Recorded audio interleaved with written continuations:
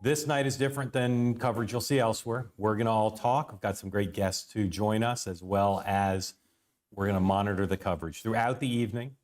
I'd ask you to, as always, on two-way cameras on, mics off, unless you're asked to speak. If you've got a question or a comment anytime, raise your hand. The president won't speak right at 9, so we'll be visiting with each other for a little bit up until the president enters the hall. And then when the president's in the hall, working his way up to the rostrum, we'll keep talking. We'll keep watching the coverage. If you see an interesting tweet, if you hear something interesting on TV that I miss, let me know. The part of this experience is for everybody to share stuff that's interesting that they see. I'll do my best to keep the conversation going and monitor social media. That's one of my multitasking responsibilities tonight. And we'll watch the president. We'll talk about him. Then we'll watch Katie Britt. We'll talk about how she did. And then we'll close out the evening talking to everybody, get a sense of what people think, if any, the impact of this is. So Tim Hogan is one of the people joining us, and he's here and he's unmuted because he's a very, very responsible person. Tim Hogan worked in communications with Amy Klobuchar. He's worked with Hillary Clinton. Tim, what else is on your resume people should know? Worked with the chair of the CBC, Stephen Horsford, got him to Congress for his first term all the way back in 2012. Have worked in a lot of issue advocacy areas and work with a lot of environmental clients now. All right. So Tim, where would you put yourself on the scale if you're the Jim Messina, Simon Rosenberg, all is well, Joe Biden's cruising to victory, or anonymous Democratic House member who has run through several pairs of rubber sheets and thinks Biden is doomed and is thinking Michelle Obama was just bluffing when she said she wasn't running? Where are you on that rubber sheet Simon Rosenberg scale? I am probably closer to the Jim Messina side, but there's just a lot of work to be done. And I think everybody says this walking into this speech, this is the largest audience that the president is going to get leading up to the convention. People who normally spend this night watching The Bachelor are going to listen to the president of the United States, whereas normally they're thinking about politics for 4 minutes a week. They're worried about what's going on in their lives. They experience politics through grocery prices, and maybe every once in a while something crazy Donald Trump says breaks through. But this is a big moment for him, and I think there's a lot to do in a State of the Union speech that's difficult. You don't want to turn it into a laundry list, but you want to give clear policy proposals. You don't want to look too much into the rearview mirror because voters care about their future and what you're going to do for them. But I think this administration in particular has had a challenge breaking through and explaining to voters what they've actually accomplished. But when voters hear about it, they like it. All of that. And then you have to draw a big contrast. I don't think he'll say his name tonight, but he'll make an allusion to it. You have to draw a contrast with Donald Trump. And this is, a split screen moment for Joe Biden, where he gets to talk about, or he will command more of that split screen, but he gets to talk about his vision for the future in comparison to Donald Trump. So Tim, I want to say from the Republican side, I say to my Republican friends and sources, look at Joe Biden's numbers, his approval rating, the fact that many more people say his policies have hurt them than helped them. How could Trump only be ahead by a little bit? That tells you something about Donald Trump's limited capacity to win. On the other hand, your party looks at Donald Trump as a criminal and as a horrible president and a horrible person. What's your explanation of why Joe Biden is now behind? Maybe not by a lot, but why is he behind? The White House will say, well, over time that'll change, but how could he be behind Donald Trump right now? I think there are a lot of things to unpack there. One, I think it's absolutely right that Donald Trump has a high floor and a low ceiling, and that's always been his liability as a candidate. I think also voters are being walked down a false memory lane with every Donald Trump rally and everything that he's Tim, talking about. I'm going to stop you just because we're in colloquy here.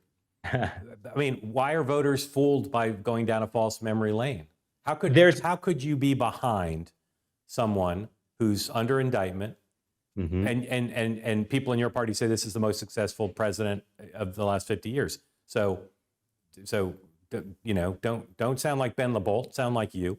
What's the explanation of how he's behind? Yeah, Just like the reality is you're an incumbent president coming out of a very difficult situation. I think he's going to address this in the State of the Union too, is to remind people that he, coming out of COVID, dealing with inflation. Elise Stefanik said at a press conference the other day, are you better off than you were 4 years ago? I don't know if they think that's a good point they can make. I disagree. And I think President Biden has to remind voters of what it was like in the past under Donald Trump. As the incumbent president, too, you also catch at this moment in time in a cycle sort of the free floating despondence of the electorate. If people are upset about something, they will pin it on the person that they know is in charge of the country. So I think it's a little bit of an uphill battle most times in this situation. I think even in more our modern political environment where we've had negatively polarized election after negatively polarized election, that is a consequence of this. Is I think the ceilings for approval are much lower than they used to be. So there's a lot of work for Joe Biden to do, but I think there is a rational explanation for why there is some voter discomfort with where they are right now and why they do blame the president. And that's what this speech has to do. Right. It has to be a persuasion mechanism for him. All right, Tim, I'm gonna follow up with you in a second, but I want to ask the folks who are with us, if you're a Democrat, and you have an explanation for why Joe Biden's behind that supplements Tim's explanation. How about that? Supplements Tim. Raise your hand, and I'd love to hear from you. So I'm going to talk to Tim a little bit more, but raise your hand if you've got what you think is an explanation of why Joe Biden is now behind. All right, Tim. So you say he's being blamed, but why will he be blamed less as the incumbent in 4 months than he is now? No one's under any illusion about Donald Trump. I know the White House says timing. The White House says, well, people don't really realize that Trump's going to be the nominee. I don't know. Seems pretty obvious for a while he's going to be the nominee. But ostensibly, some Republicans do still believe there's a choice. And look, there's a problem for Donald Trump in those numbers that come out of these primaries where a lot of Nikki Haley voters say they're not going to vote for him. And he doesn't seem to be extending any olive branch in that regard. So again, True, I think but he's still ahead. A problem for him. Whatever problem he's having with Nikki Haley voters, he's still ahead. He's still ahead. But I will say, too, I do think timing matters. Like that is huge in these elections. And we are turning the corner rapidly. I mean, previous State of the Union, around this time, we were talking about inflation rates at 8%, at 9%. We're now at 3%. Now, again, voters change their opinion about what matters. We've seen immigration surge as what they view as important, and the economy has dropped a little bit. But similar to, you've seen a lot of people prognosticate about how 1948 might be similar. Tim, hold on just one second.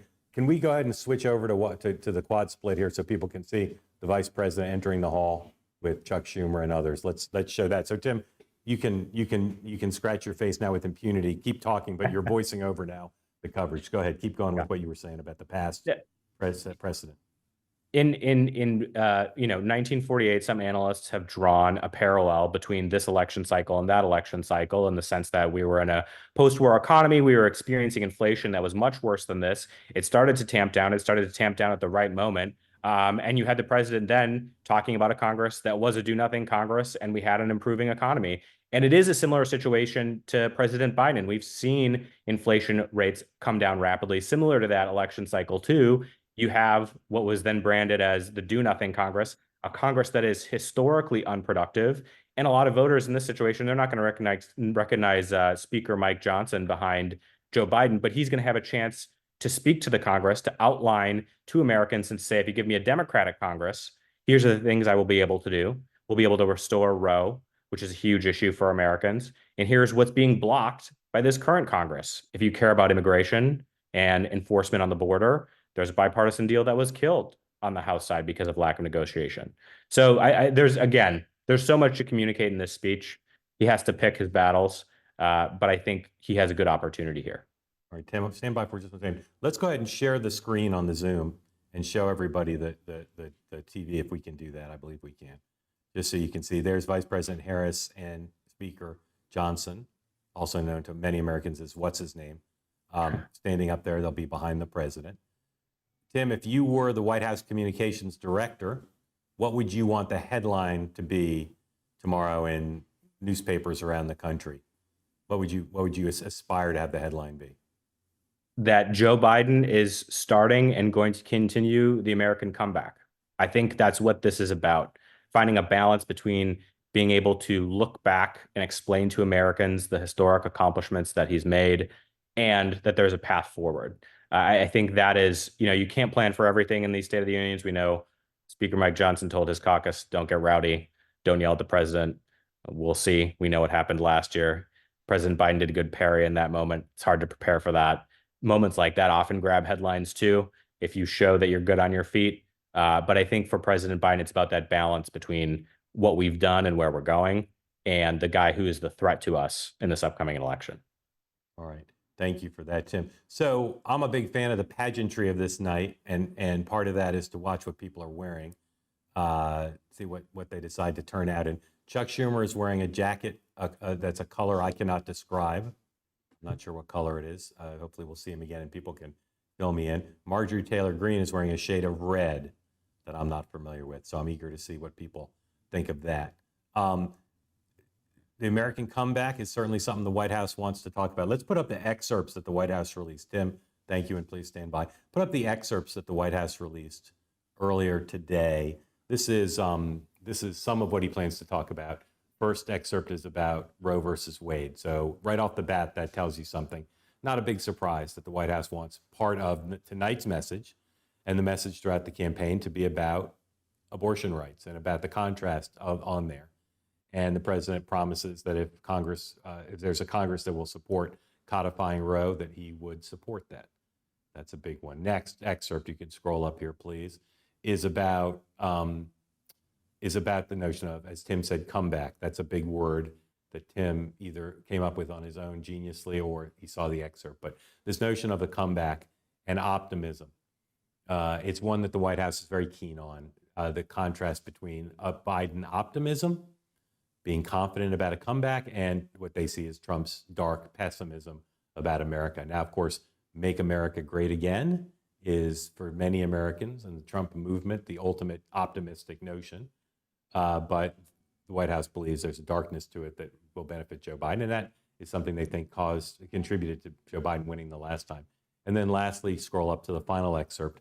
This is my favorite one, just because, people might think he's going to talk about Donald Trump tonight. We're told not to expect him to mention Donald Trump. But the last line you see here where he says, now some other people my age see a different story, an American story of resentment, revenge, and retribution. That's not me. I'm eager to see how he delivers that line. That's a great line, and it's right on message for what they want to talk about. But I'll say again, that's a difficult one to deliver super well, and I'll be curious about it. All right, I'll ask again, if you're a Democrat and you're willing to share with us, please raise your electronic hand and tell me why you think Joe Biden is behind. Doesn't have to be super dramatic or original, but Mr. Lyman, please unmute and explain, why do you think Joe Biden is behind? Energy. I think it reminds me, the standard for tonight, I think of is like Henry V on his St. Crispin's Day speech before the battle, that Shakespeare wrote wonderful words, but what made the troops following the battle was someone looking them in the eye, speaking genuinely to them. And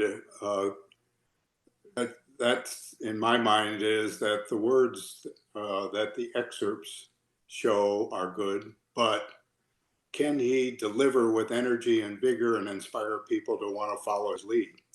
That's a hard stand for someone who has not been out in public and in interviews. Right. So he has a challenge to be the man he was 20 years ago. Right. Tim, thank you for that. That's great.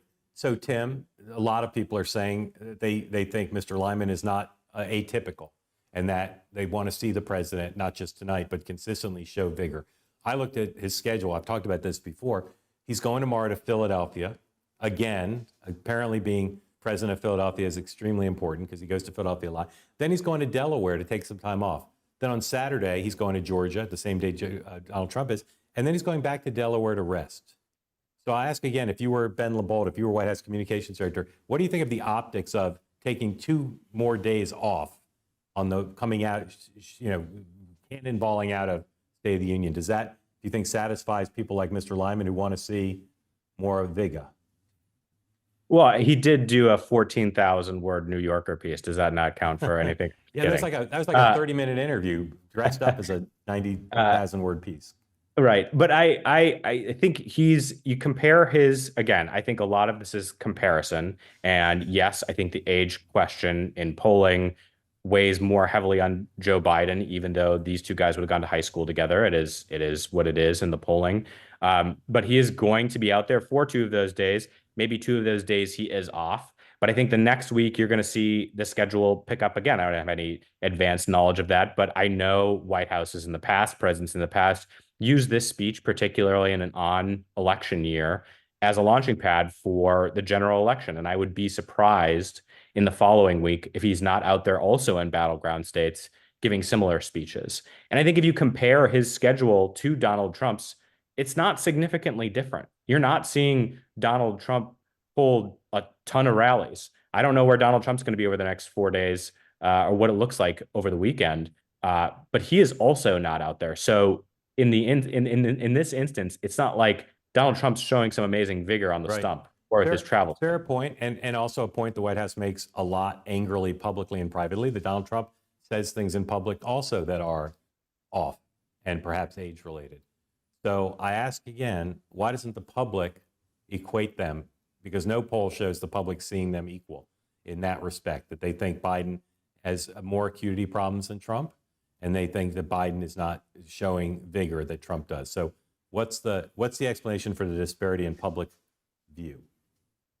I mean, some of that might be an immutable perception at this point, based on how much media coverage there has been on Joe Biden's age and based on how baked in that is to the electorate. I think there are things you can do to combat that. I think there are things that the campaign and the White House do and point to, whether it's a long trip into Kyiv or a flight to Tel Aviv, or tonight giving a hour-long plus hour 15-minute, however long it ends up being, speech at the State of the Union. I think part of the question is, how many voters view that as a disqualifying trait? And does it affect other things they care about in his agenda?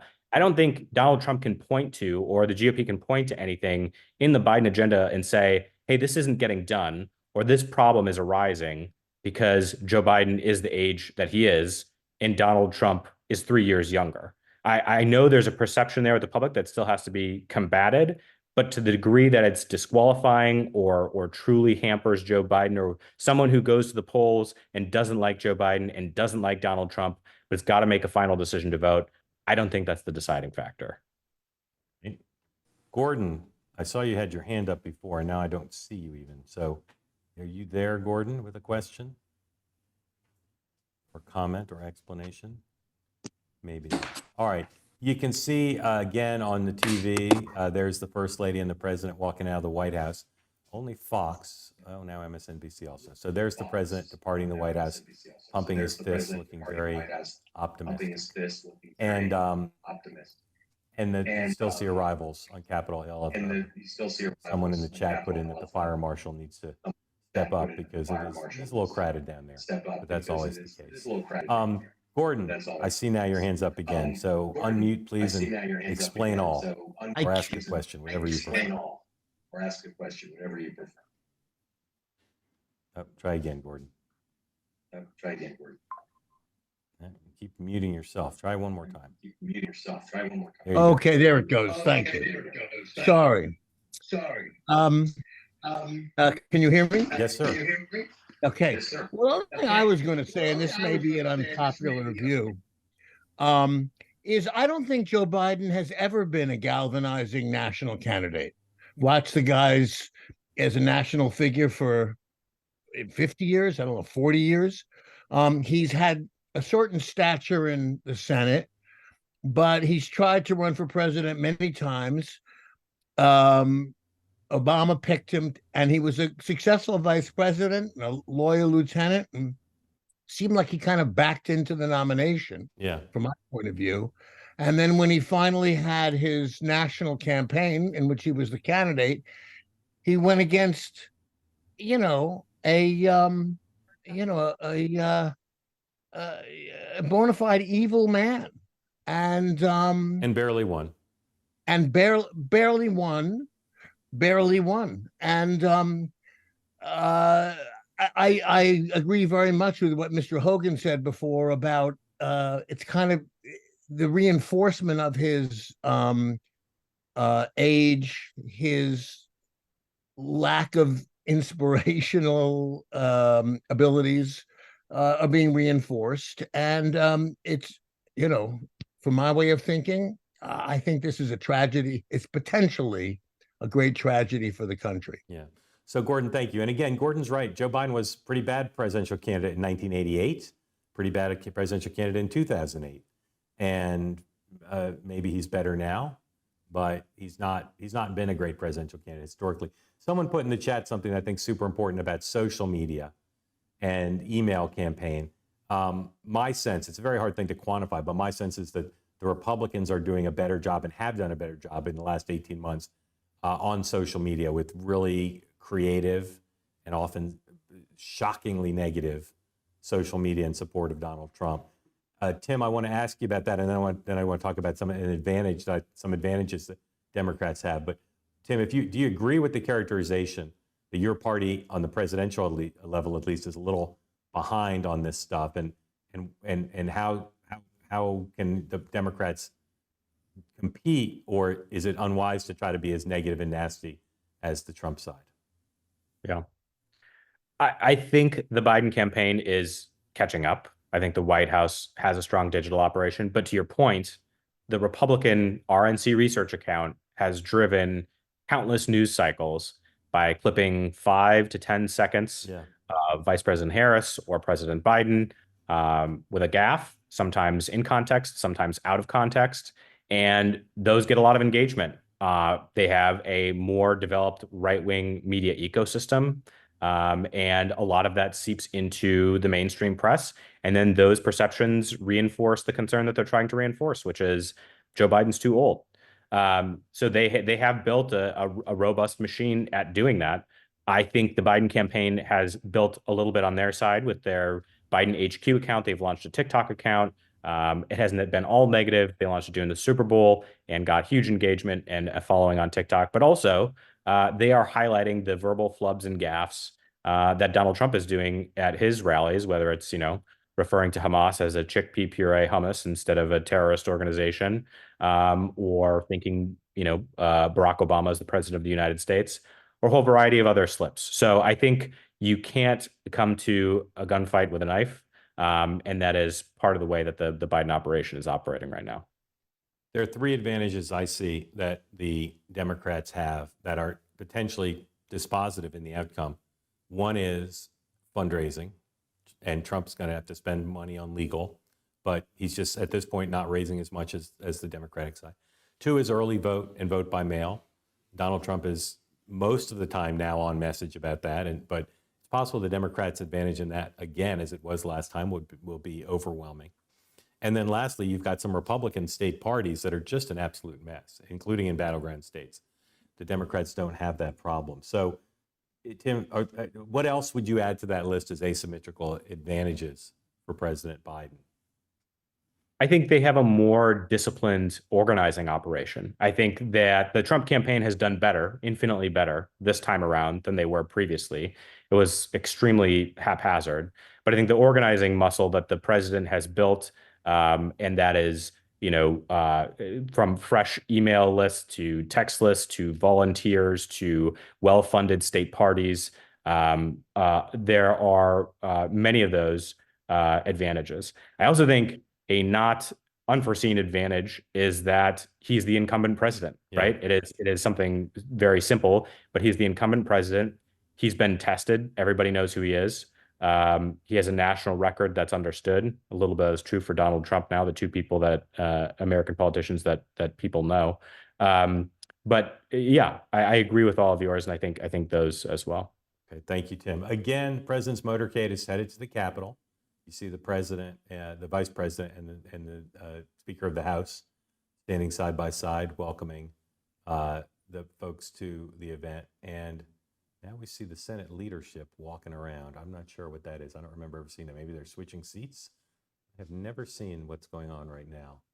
Got a bunch of senators, or Democratic senators, including Tim's old boss, look like they're switching seats. I don't know. Maybe they're filling in from absences. Doug, I'm going to ask you to unmute and comment or question. Thank you, Mark. First of all, I'm not a Democrat, so I can't explain why Biden is not doing better. Well, you can still give it a try. Yeah, but seems to me that the only way Biden can win if somehow this election becomes a referendum on Donald Trump. If a referendum on Joe Biden, he loses. If a referendum on whether you are better off than you were 4 years ago, he loses. If it's a referendum of where you want to be 4 years from now, maybe it's a push. If it's a referendum on Trump and Trump is unbridled on Trumply Rump and starts calling people names again, he could lose. But if he's disciplined, like he was the other night when he won Super Tuesday, he doesn't call people bird brains and he listens to his advisors. I think he's got it in the bag. I mean, I can't say I'm personally happy with that because I'm like I used to call myself Ronald Reagan Republican. Now I'd say I'm Nikki Haley Republican, but I think that's the way it is. My 2 cents. Who do you want to win the election, Doug, if it's the two of them? I'm waiting to see what No Labels does. I would seriously vote for a No Labels candidate. Could even perhaps vote for RFK. I want none of the above, but I'm going to vote because I've always voted. There's a number of Democratic members, I think all women, at least all that I've seen so far, wearing white tonight, support of abortion rights. So you'll see that in the coverage quite a bit. They're sitting, most of them, not all of them, but a lot of them are sitting clustered together. It's quite a striking image. And here comes some folks in, trying to figure out who this is. It's not the cabinet. I'm not sure who that is, but they're certainly getting great applause. We're about 4 minutes from the top of the hour. And when we get to the top of the hour, we're going to join the coverage. And I'm going to do some flipping around for all of us to see how the night is framed. We're not doing a drinking game, but if one of the anchors or analysts says it's a high stakes event, you can feel free to drink if you'd like. I have not seen the text of the speech yet. When I do, because I'll typically be emailed around, you're going to get a sense of how long the speech is going to be. I've heard various things about how long it's going to be. I don't think it's going to be super short. I think the White House believes that it would be people might attribute a short speech to the president's inability to give a normal length one. There's any number of political ways to frame this, but as has been said by many, this is the biggest audience the president's likely to get. I'll be curious to see what his convention audience is like. And it's also an audience that anyone tuning in tonight, anyone hearing about this speech, it's an opportunity for the president to brand how he wants folks to think about his record in office, but also about what he'd do for the next 4 years. And I have said on this platform and others many times, I think the poll numbers the president must change to win is not right track, wrong track. It's not his favorable rating, not his job approval. It's the question of, are his policies helping people or not? Is he better or worse than Donald Trump on the economy? On those poll questions, he's seriously behind. And I believe unless he makes up that gap, it's going to be next to impossible for him to win. Here are the Supreme Court justices. We can count how many there are. There appear to be at least more than 5, there's Chief Justice Roberts, which people were speculating that their turnout here might be low. And of course, the court is front and center in this election. They've got at least 3 cases now before them that can have an impact, or at least 2 cases left, I should say, that can have an impact on this election related to the various indictments against Donald Trump. And based on their way they ruled in the 14th Amendment case, the suspicion that many of us have that as best they can, they want to stay out of this election. They're going to try, but of course, to decide or not decide, they're involved in the election. 1, 2, 3, 4, 5 justices. So that's what many people said they'd be at least 5, 6 justices. I'm missing 1. I only counted 5, but I'm told there's 6. So they're there. And of course, that's part of the pageantry of the night.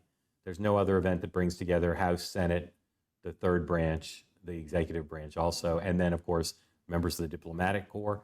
I've watched from inside the hall on 2 occasions. It's a little disconcerting because it's like watching a debate from inside the hall. You don't really have a sense of how people at home are viewing it. But it is an electric night. And unfortunately, part of the electricity of the night is now the heckling, which started in the Obama administration, I believe. I don't think President Bush was heckled that I recall. But it has become part of, again, unfortunately, the excitement of the night because there's no denying it. As disrespectful as it is, it presents a moment for a president to decide what to do, pretend it didn't happen or respond. And last year, Joe Biden's State of the Union address, which Republicans can still not really explain, because the person who gave the address last year had plenty of cognitive ability. He showed a capacity to respond to the behavior of the Republicans in the hall. And I know the White House is prepared for that this time. Let's tune in and listen to a little bit of the coverage just to get a sample of how it's being. Sergeant of Arms. He will make his way down the aisle, greeted by lawmakers all along the way. There you see Mitt Romney talking to Joe Manchin. Seems like they're pretty engaged in some conversation. A lot of that happens on the sidelines as you have a lot of lawmakers waiting a long time in the chamber. A lot of folks, just expressing them. Bases, they're sort of light voting Republicans, loosely attached to the party, except for in this case, they were driven to come out because of abortion and IVF, and that he should do a heavy emphasis on trying to win over Republican women, not so much necessarily on the democracy stuff, but specifically on IVF and reproductive rights. It's interesting because one of the excerpts they released, I mean, he's not, I don't, as you said in the beginning, he's not going to mention Trump. I would be shocked by that, even accidentally, but is about base Democratic voters. Probably the most important issue for them is reproductive rights in this election. Kind of surprising, by the way, that none of the Democrats, as far as I know, brought anyone related to others. The First Lady and President Biden, they have made it to the Capitol. Let's listen in. That's the second "How are you feeling?" and "Great" of the evening. We went from good to great, right? From good to great. Well, he got reinvigorated in the car with his grandchildren. But it's kind of surprising. We expect this speech to be about an hour, but with applause lines, you never know. State of the Union address. I do know who knows. Dana Perino has been around the block. She's co-anchor of America's Newsroom, co-host of The Five. Harold Ford Jr., former Tennessee congressman, co-host of The Five. John Roberts, not co-host of The Five. Chamber yet, along with all of their colleagues, who will walk in as the escort committee for the president, and then he will start the long process of shaking hands and interacting with people in more or less performative ways, depending on the member, as he works his way down that center aisle toward the rostrum. Program he may announce, or what steps he may announce he's taking to deal, for example, with the border. What the big focus tonight really is on his demeanor, how he seems. Does he seem energetic and authoritative, and will he be smooth and polished? You know, we've seen so many stumbles and, so many awkward moments, him falling down, is getting caught in the middle of sentences, losing his train of thought and all that. I would not discount the possibility at all that the president will come in here tonight, be very well rehearsed, very well prepared, very well rested, and will deliver a speech with a lot of energy and clarity, after which, of course, we will watch while the hosannas from Democrats and their allies in the media will ring down upon him, saying that Ooh, Tim, did you hear that expectation setting by Britt there? Yes. What'd you think of that? I mean, I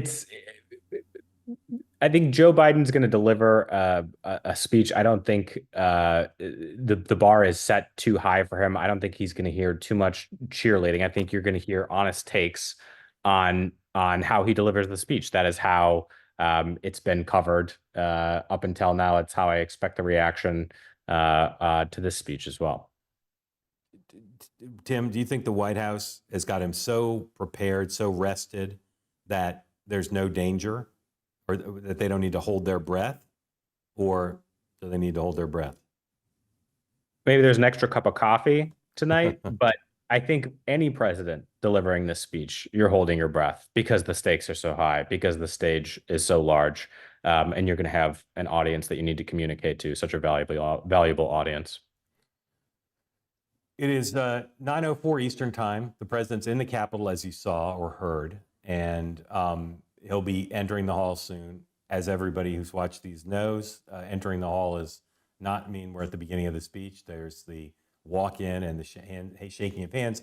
And then even when the president gets up to the rostrum, there's then another delay as he's announced to the crowd, and then there's more applause. Tim, is it better for the president tonight if Republicans applaud him or if they sit on their hands? I'm not sure that I would even really split the difference between the two. I think it's better for them if they jeer him like they have in the past. That sets a moment where he has to react, yes, but It's also a moment for the president to say, hey, these faceless folks you don't know in Congress who I have to deal with every day, this is what the dysfunction looks like. I think there will be moments where they will applaud. I think, you will see the president mention immigration in this speech and probably try to hold collectively Congress's feet to the fire for killing that deal, in particular because, like we saw from Donald Trump on Super Tuesday, his speech, it was all immigration, all immigration. Very clear why he says blame me for killing that bill, because that's what he wants to talk about and run on. And I think as that has risen as an issue for voters, there will be a portion of the speech that addresses that as well. And thank you. Amy Parnes, my colleague here at Two Way, who's a contributor and is part of our community, is here. Amy, I just saw Matt Gaetz. For some reason, the pool cameras found Matt Gaetz. His jacket color is very similar to Chuck Schumer's, which will be diagnosed. But I'm just wondering, Amy, your just sort of broad overview tonight of how big this is and what you're going to pay most attention to. It's a big moment, Mark. I think the power of the bully pulpit is on full display tonight. I think the president knows he has the eyes of the nation on him. He has a lot to prove. This is the last time he's doing this, obviously ahead of the election. Big stage. He's already being asked by reporters, how do you feel tonight, Mr. President? How do you feel? And he's been saying, great. I'm great. I think a lot will be made of his demeanor, whether he has a tendency sometimes to speed through these speeches. He's going to want to slow down, show a lot of presence, and a lot of people will be watching his demeanor in a big way tonight. Where do you come down on this discussion that's been percolating for the last couple of days when it was reported that the president's going to get tougher and meaner? Is there a way for him to be both tough and mean and also leverage the Biden brand, which is generally more genial? Is that a conflict or is that something he can pull off? It's a conflict, I think. I'm not quite sure I think he can pull that off in a good way. I think he can be firm. And I think firm is where he wants to be without being mean. I think people expect more of him, and I think they want to see more of that congenial guy. But I think he needs to be firm and sharp, and that will be what gets him through the election. I'm looking at the faces. I have been for the last 35 minutes of the Democrats in the hall. And again, I'm not the world's best reader of poker faces and body language, but I don't get the sense that they're hugely like holding their breath or upset or nervous about this. But again, they'd be silly to display that. What's your general sense now after Tuesday and the election results, in the wake of a few polls this week that have been better for the president? What's your sense of the general bedwetting thermometer if it goes from 0 to 100, with 0 being bone dry and 100 being soaking wet? Where do you think the party is right now? I think it might be at about 65, okay. 70. You and I both know, Mark, that the Democrats are famous bedwetters. And I think that they're still a little nervous about what's to come. And I think that the next, they all keep saying, oh, it's early.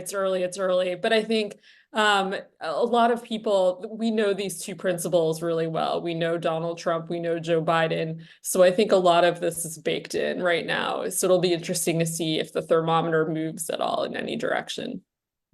Again, if you'd like to comment or ask a question as we wait for the president to come in the hall, there's the second gentleman, Doug Amoff. Raise your hand, raise your electronic hand, and we'll ask you to unmute if you want to comment or question. We'd love to hear from you.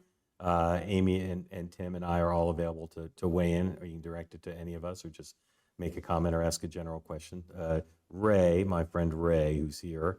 Ray, go ahead and unmute and ask away. Hold on, I may need to help you unmute, I realize. There you go. Ray, thank you. What's on your mind?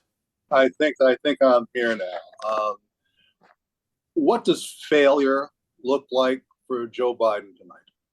What does failure look like? Tim first, then Amy. That's a great question. Well framed.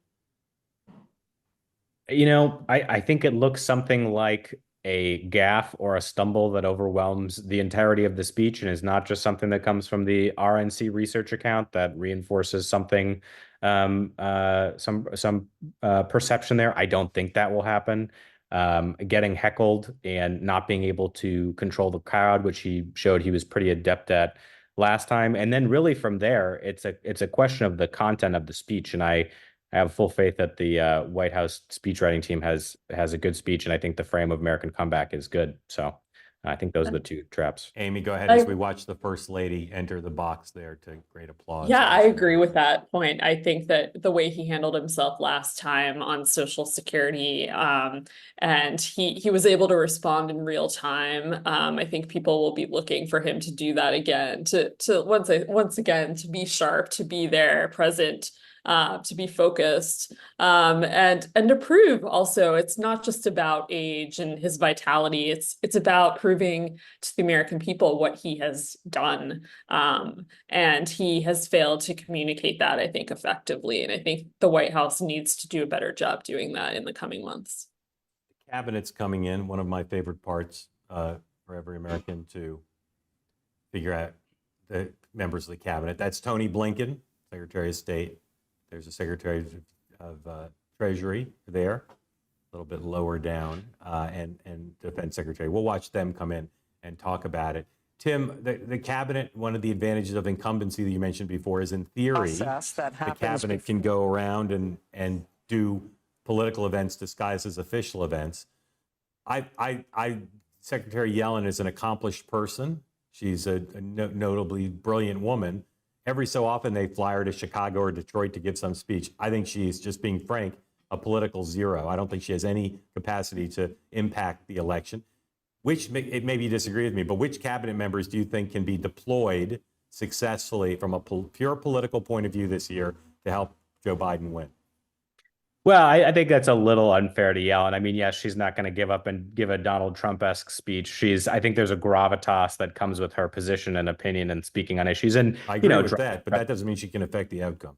Drives press when she speaks. But yeah. I think top of mind for me is someone like Secretary of Transportation Pete Buttigieg. They deployed him a little bit under the radar in New Hampshire when they were not officially on the ballot, but still needed to drive turnout to a reasonable number there, and he clearly still won and delivered. So I think Buttigieg is still one of their very good assets. He can also go into a lot of different environments, interviews on Fox News, hold his own, and create contrast moments that have life outside of those interviews that I think outline stakes. Amy, let's just run through some cabinet things here, because there's Buttigieg and Granholm, who I think is pretty politically shrewd. Is the Buttigieg brand tarnished because the right has really gone after him, or do you agree that he can still be effective in at least some ways? I think he can be effective. He definitely has a fan club out there, and I think he can be effective with younger people. I think that his brand has been a little bit tainted, a little tarnished by he had a few pretty bad months there as transportation secretary, and I think he'll have a little bit of explaining to do on that. But I think he is the future. He's seen as the future of the Democratic Party, and I think he can be an effective leader. And of course, they're going to continue to deploy Kamala Harris to Black communities, to young communities. They think that she can be very effective there as well. Jennifer Granholm cannot be president unless the Constitution's amended, because she's born in Canada. But I think the two politically, besides Pete Buttigieg, the two politically most shrewd members of the cabinet are Granholm and Raimondo. I think they're both super smart. If I were running for president, I'd be happy to have either of them manage my campaign. I haven't seen them. I see their schedules. I see they do travel. But I haven't seen either of them really be part of the national conversation that's come to my attention. Tim, do you think we'll see either of them play a bigger role here, or they're doing what they're doing and the press just isn't interested? What's going on with that? I think they're doing what they're doing, and maybe the national press is not interested in it, but as we get closer, they might be. I think what's valuable about those visits, though, is getting those hits in local media markets, even if it's a day or two on local TV. If they're going to, an EV charging station or an infrastructure project or something that's being built in a community, showing that federal dollars are actually benefiting people are really important. I mean, it's tough to recall previous cabinet members in previous administrations who were really headline grabbing and broke into the national conversation. I think you look at those cabinet level officials mostly as surrogates to drop into key media markets and drive a story for a day or two. Yeah, I mean, you're But right. the Go governors, ahead, Amy. Go ahead. the governors, I think, will be big on the trail. Newsom, Whitmer. These are also future, the future of the Democratic Party. I think they will be. Newsom has been the attack dog in a big way. I think you can expect to see him in that role. I think Whitmer will also play a big role. So I think look to the governors mostly to be the big surrogates in the election. Tim, what about your old boss who's got national presidential campaign experience, Senator Klobuchar? Do you think she's going to play a big role out there? I think she will. I mean, she has her own reelection in Minnesota. I think she's going to cruise to reelection in Minnesota and will make herself useful to the Biden campaign. I think she's walking him in tonight. I think that's part of her role of being on the Rules Committee. So that's a big thing for the great state of Minnesota. But she will be deployed in Midwest states. We saw she was in Michigan, I think last week, with some Michigan representatives. So, she's malleable, can be moved around the Midwest. And is an effective advocate too. Tim, who will be the Republican nominee against her? I don't even remember the guy's name. Yeah, who is he? Like a business person? He is a business person. He is a veteran, and it's Joe Frazier is the name. Smoking Joe Frazier. Yes, exactly. The battleground is 6 states, maybe 7 states if you count North Carolina, 8 if you count New Hampshire, and then you really strain. If you want to say those 8 could be in play, you really strain to get to a 9th state. There was a Minnesota poll out today that showed it at 4. I think. Oh, here we go. Let's tune in.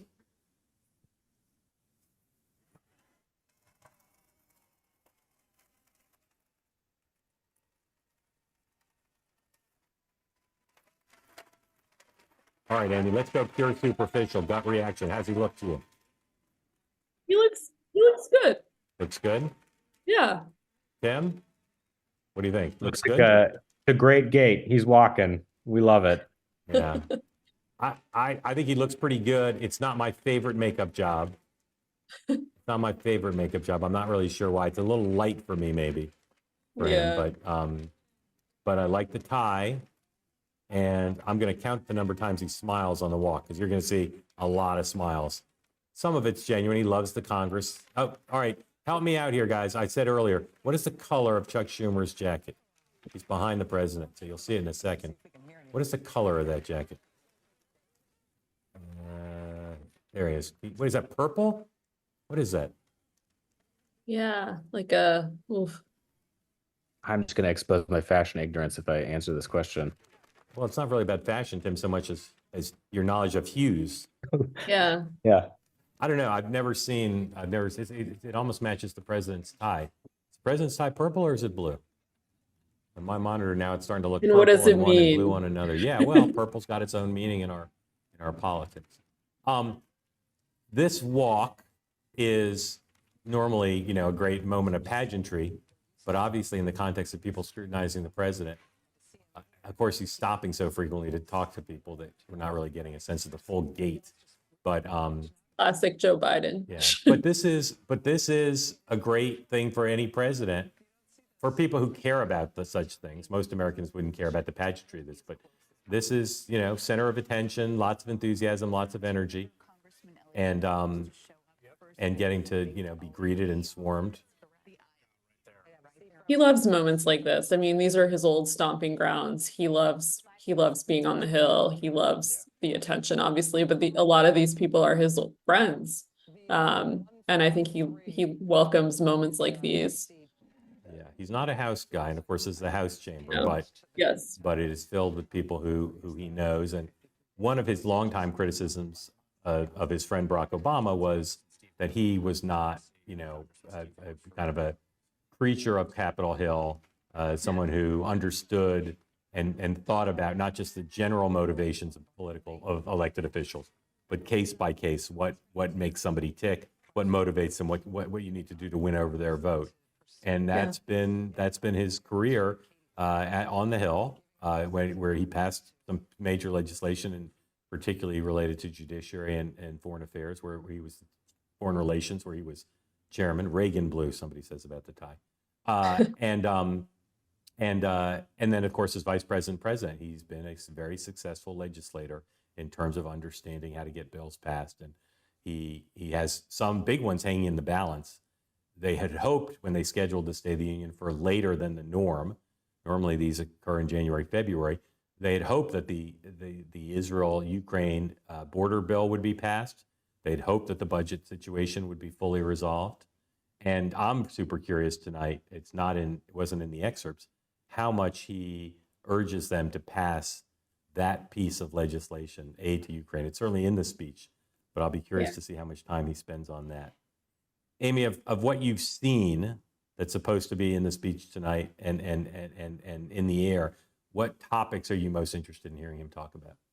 I mean, I'm curious to see how much he talks about the future. I mean, obviously the campaign is about the future, but it's also about the past too. And they haven't, like I said, done an effective job, I think, in telling the American people how much they have done. He has had a string of accomplishments on Capitol Hill. CHIPS was major, infrastructure, something that Donald Trump wasn't able to do. So talking about that, wrapping this all up in a bow, making the case for what he has done and what he will continue to do, how effective he is in making that case, I think will be very much on display tonight.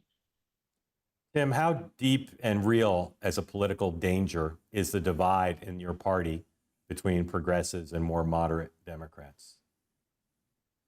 I think it's no more real than it always has been. I mean, Amy, you joined this by telling us we're a bedwetting party, and it's absolutely true. Any separation, any division worries us. We magnify, we overfocus on it. But I also think that is something that makes us responsive as a party. I think it is why you've seen Joe Biden talking about the Israel-Gaza crisis in a different way. It's why you had Vice President Kamala Harris in front of the Edmund Pettus Bridge call for an immediate ceasefire for 6 weeks. I think it is a healthy conversation in a party. Could it be dangerous? Yeah, absolutely. Particularly when the margins in so many of the states that we need to win were so small in 2020. But like I said, this speech is the beginning of outlining those stakes, not just for the American people, but for the Democratic base and for those folks, progressives, who may have problems with some things that the Biden administration has done. But we tried, if you want to be upset and not vote and see if it turns out okay, we already tried this in 2016 and we got Donald Trump and Roe is thrown out and we had chaos for 4 years. And so I think there's a persuasive message for the campaign and for the president to push there too, that the stakes are just too high. You have to come together. Tim, where do you think the party is on bedwetting? I mean, I answered this earlier, but I'm curious.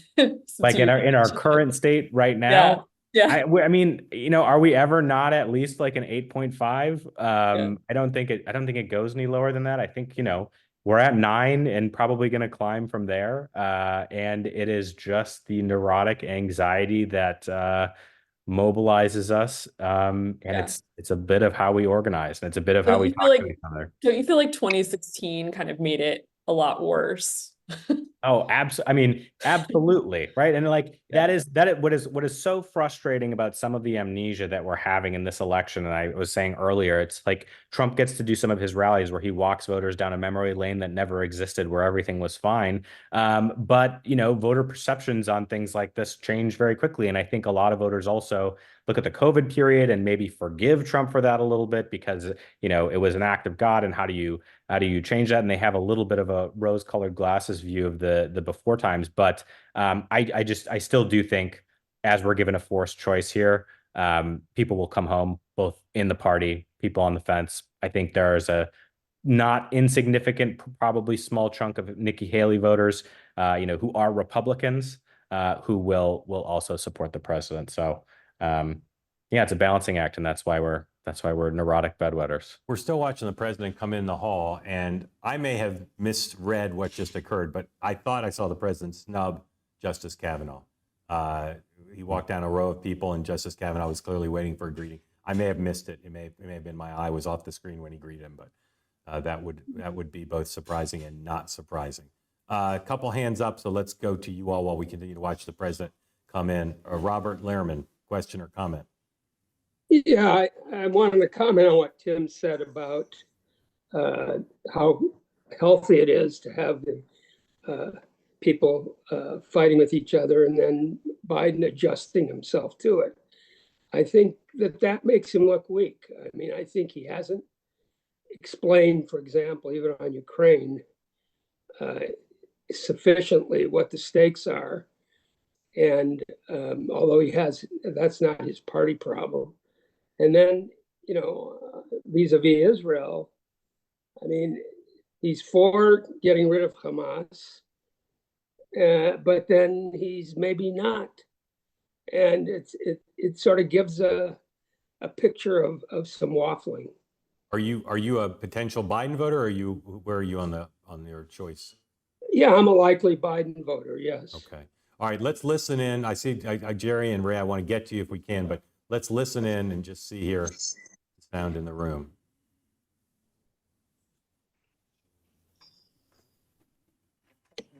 An apex moment in American democracy.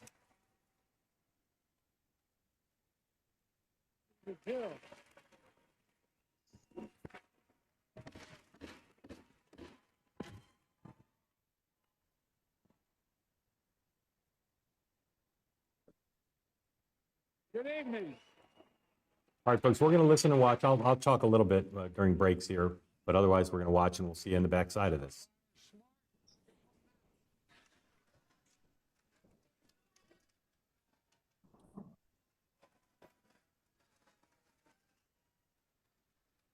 Mr. Speaker, Madam Vice President, members of Congress, my fellow Americans. In January 1941, Franklin Roosevelt came to this chamber to speak to the nation, and he said, "I address you at a moment unprecedented in the history of the Union. Hitler was on the march. War was raging in Europe. President Roosevelt's purpose was to wake up Congress and alert the American people that this was no ordinary time. Freedom and democracy were under assault in the world. Tonight, I come to this same chamber to address the nation. Now, it's we who face an unprecedented moment in the history of the Union. And yes, my purpose tonight is to wake up the Congress and alert the American people that this is no ordinary moment either. Not since President Lincoln and the Civil War have freedom and democracy been under assault at home as they are today. What makes our moment rare is that freedom and democracy are under attack both at home and overseas at the very same time. Overseas, Putin of Russia is on the march, invading Ukraine and sowing chaos throughout Europe and beyond. If anybody in this room thinks Putin will stop at Ukraine, I assure you he will not.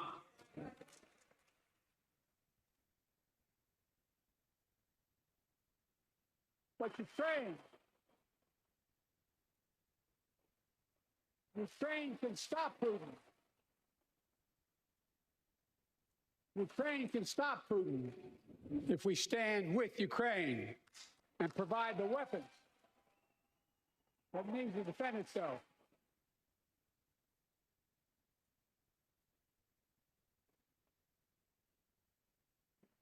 That is all.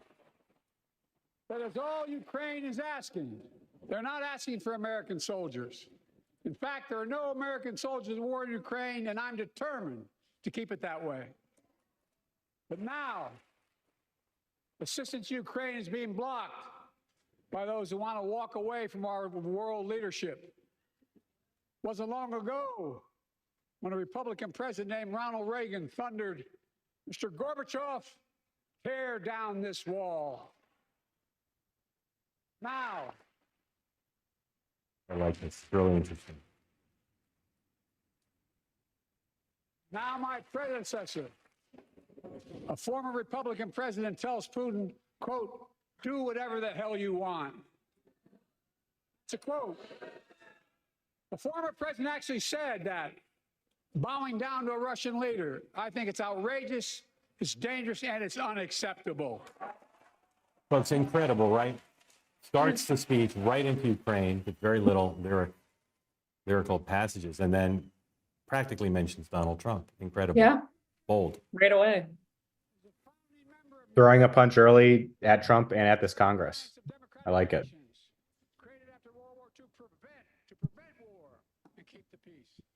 Today, we've made NATO stronger than ever. We welcomed Finland to the alliance last year.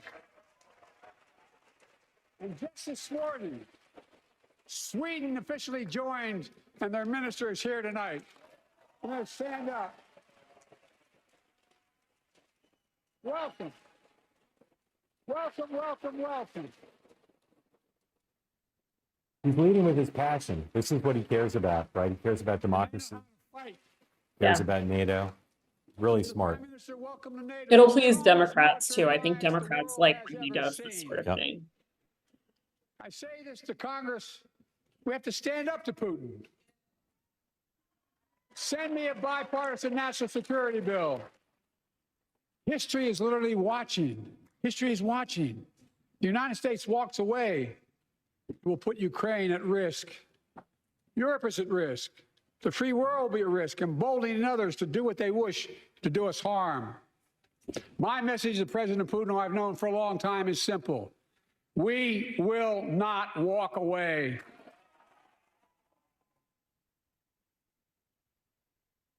Extraordinary to me. The speaker was not on his feet for this. We will not bow down. Extraordinary. Stand up. I will not bow down. In a literal sense, history is watching. History is watching. Just like history watched 3 years ago on January 6th, when insurrectionists stormed this very Capitol and placed a dagger to the throat of American democracy. Many of you are here on that darkest of days. We all saw with our own eyes the insurrectionists were not patriots. They'd come to stop the peaceful transfer of power, to overturn the will of the people. January 6th lies about the 2020 election and the plots to steal the election posed a gravest threat to U.S. democracy since the Civil War. But they failed. America stood.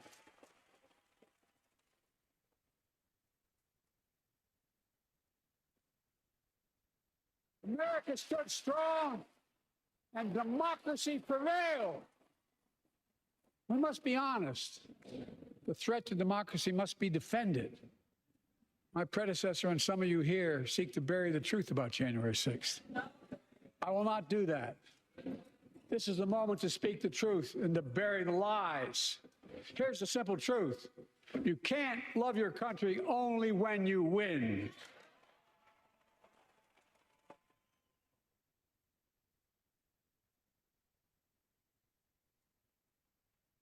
Continuing with the boldest political State of the Union I've ever seen. I don't mean political in a negative way, really aggressive.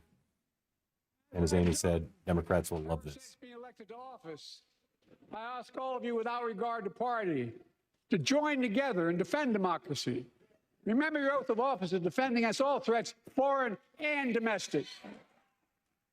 Respect free and fair elections. Restore trust in our institutions. And make clear political violence has absolutely no place in America, zero place. Again, He's not really surfing the applause. He's just going right over it. it's Interesting. not hyperbole to suggest history is watching. We're watching. Your children and grandchildren will read about this day and what we do. History is watching another assault on freedom. Joining us tonight is Latoya Beasley, a social worker from Birmingham, Alabama. 14 months ago, she and her husband welcomed a baby girl thanks to the miracle of IVF. She scheduled treatments to have that second child. But the Alabama Supreme Court shut down IVF treatments across the state, unleashed by a Supreme Court decision overturning Roe v. Wade. She was told her dream would have to wait. What her family had got through should never have happened. Unless Congress acts, it could happen again. So tonight, let's stand up for families like hers. To my friends across the aisle, don't keep this waiting any longer. Guarantee the right to ADF. Guarantee it nationwide. So Jill Abramson points out that most of the country isn't really focused on Ukraine and doesn't necessarily agree with them. But I'm going to have to disagree with Jill in terms of whether it was smart or not. He's now led with 3 areas that he's passionate about and the party's passionate about. Democracy around the world, January 6th, and reproductive freedom. Leading with his strength, leading with the lead. It all shows strength. Someone tweeted Ronald Reagan would be applauding right now, but Mike Johnson is not. Yep. I think that's true. And he brags about it. Look at the chaos that has resulted. Joining us tonight is Kate Cox, a wife and mother from Dallas. She's become pregnant again and had a fetus with a fatal condition. Her doctor told Kate that her own life and her ability to have children in the future were at risk if she didn't act. Because Texas law banned her ability to act, Kate and her husband had to leave the state to get what she needed. What her family got through should have never happened as well, but it's happening in too many others. There are state laws banning the freedom to choose, criminalizing doctors, forcing survivors of rape and incest to leave their states to get the treatment they need. Many of you in this chamber and my predecessor are promising to pass a national ban on reproductive freedom. My God, what freedom else would you take away? Look, it's a decision to overturn Roe v. Wade. The Supreme Court majority wrote the following, and with all due respect, justices, women are not without electoral power. Electoral or political power. You're about to realize just how much you are. Smart. This was smart to come out of the gate and talk about this.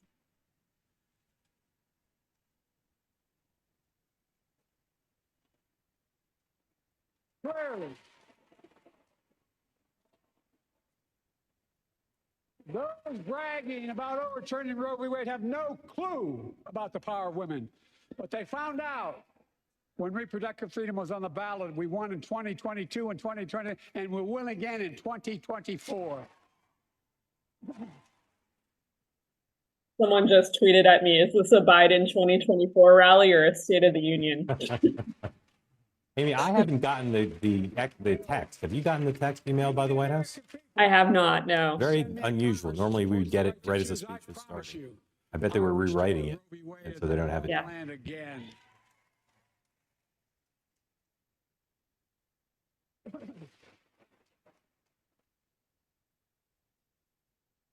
Folks, America cannot go back. I'm here tonight to show what I believe is the way forward, because I know how far we come. 4 years ago next week, before I came to office, the country was hit by the worst pandemic and the worst economic crisis in a century. Remember the fear? Just got the address. Record losses. Remember the spikes in crime and the murder rate, raging virus that took more than 1 million American lives of loved ones, millions left behind. A mental health crisis of isolation and loneliness. President, my predecessor, failed the most basic presidential duty that he owes to American people, the duty to care. I think that's unforgivable. I came to office determined to get us through one of the toughest periods in the nation's history. We have. It doesn't make news, but in 1,000 cities and towns, the American people are writing the greatest comeback story never told.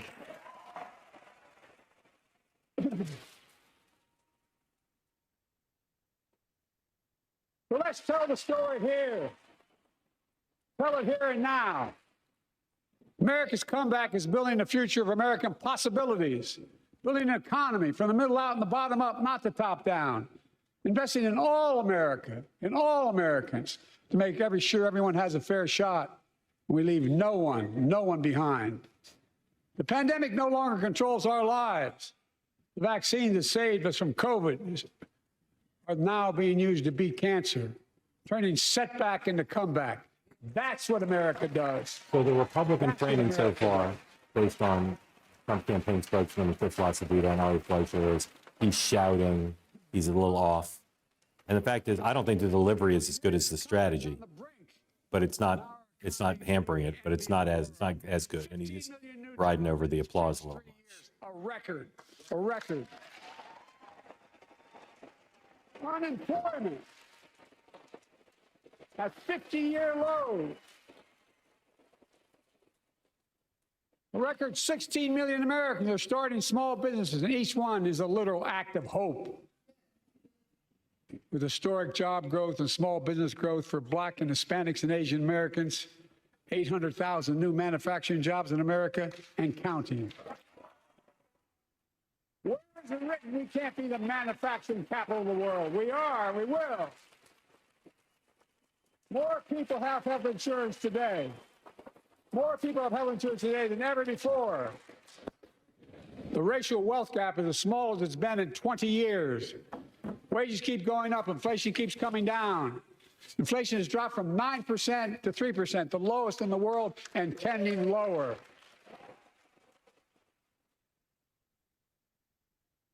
The landing is and will be soft.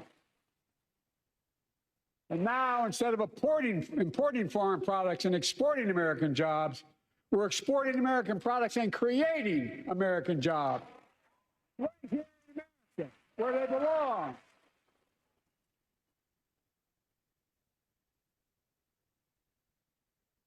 And it takes time, but the American people are beginning to feel it. Consumer studies show consumer confidence is soaring. Buy America has been the law of the land since the 1930s. Past administrations, including my predecessor, including some Democrats as well in the past, failed to buy American. Not anymore. On my watch, federal projects that you fund, like helping build American roads, bridges, and highways, will be made with American products and built by American workers.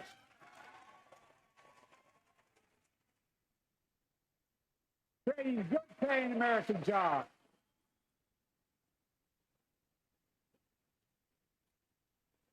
And thanks to our CHIPS and Science Act, the United States is investing more in research and development than ever before. During the pandemic, a shortage of semiconductors, chips, that drove up the price of everything from cell phones to automobiles. And by the way, we invented those chips right here in America. Well, instead of having to import them, private companies are now investing billions of dollars to build new chip factories here in America, creating tens of thousands of jobs. Many of those jobs paying $100,000 a year and don't require a college degree.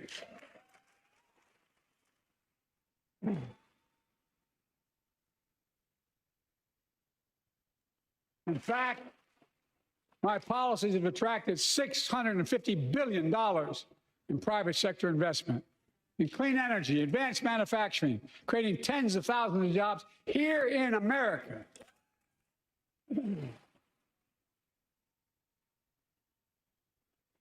And thanks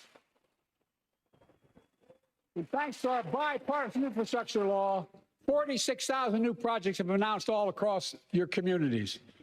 And by the way, I noticed some of you strongly voted against it, or they're cheering on that money coming in. I'm with you. I'm with you. And if any of you don't want that money in your district, just let me know. Modernizing our roads and bridges, ports and airports, public transit systems. Removing poisonous lead pipes so every child can drink clean water without risk of brain damage.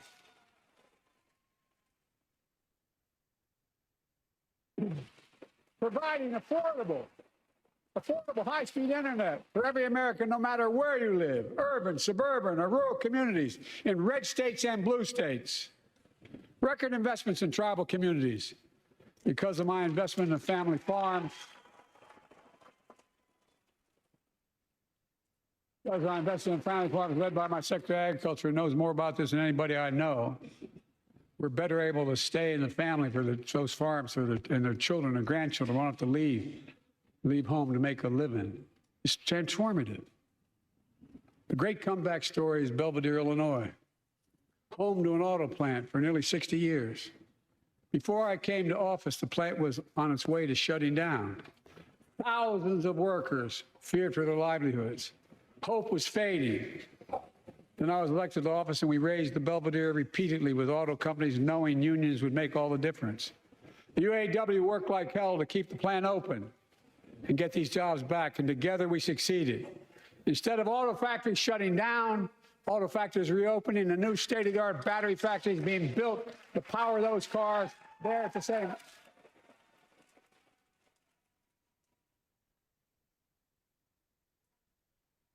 Folks,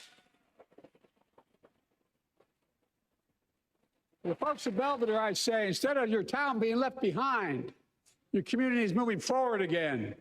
Because instead of watching auto jobs in the future go overseas, 4,000 union jobs with higher wages are building the future in Belvedere right here in America. Tim, if he keeps this up, this is going to make at least congressional Democrats super happy, right?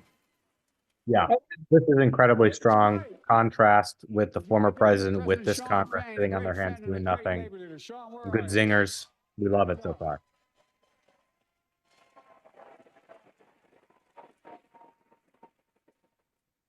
And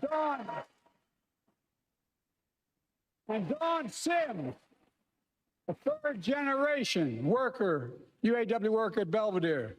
Sean, I was proud to be the first president to stand on the picket line, and today, Dawn has a good job in her hometown, providing stability for her family and pride and dignity as well.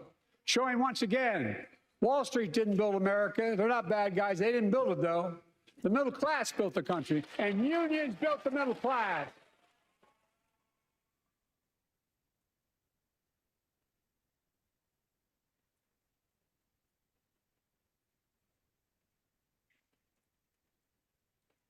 I say to the American people, when America gets knocked down, we get back up. We keep going. That's America. Mike Johnson stood once. That's you, the Have you seen Mike American Johnson people. stand once? I haven't seen it. It's because of you America's coming back. It's because of you our future is brighter. It's because of you that tonight we can proudly say the state of our union is strong and getting stronger. Yeah, I keep hearing from Democrats, some skeptical ones who are really loving his speech. Yeah. The Republican criticisms are he's slurring his words, he's talking too fast. I mean, now this really is just a dying rally, which again, I got no problem with that. That's what happens in an Talk election. about the future of possibilities that we can build together. A future where the days of trickle-down economics are over, and the wealthy and the biggest corporations no longer get all the tax breaks. And by the way, I understand corporations. I come from a state that has more corporations invested than every one of your states in the state of the United States combined. And I represented it for 36 years. I'm not anti-corporation, but I grew up in a home where trickle-down economics didn't put much on my dad's kitchen table. That's why I determined to turn things around so middle class does well. When they do well, the poor go way up and the wealthy still do very well. We all do well. And there's more to do to make sure you're feeling the benefits of all we're doing. Americans pay more for prescription drugs than anywhere in the world. It's wrong, and I'm ending it.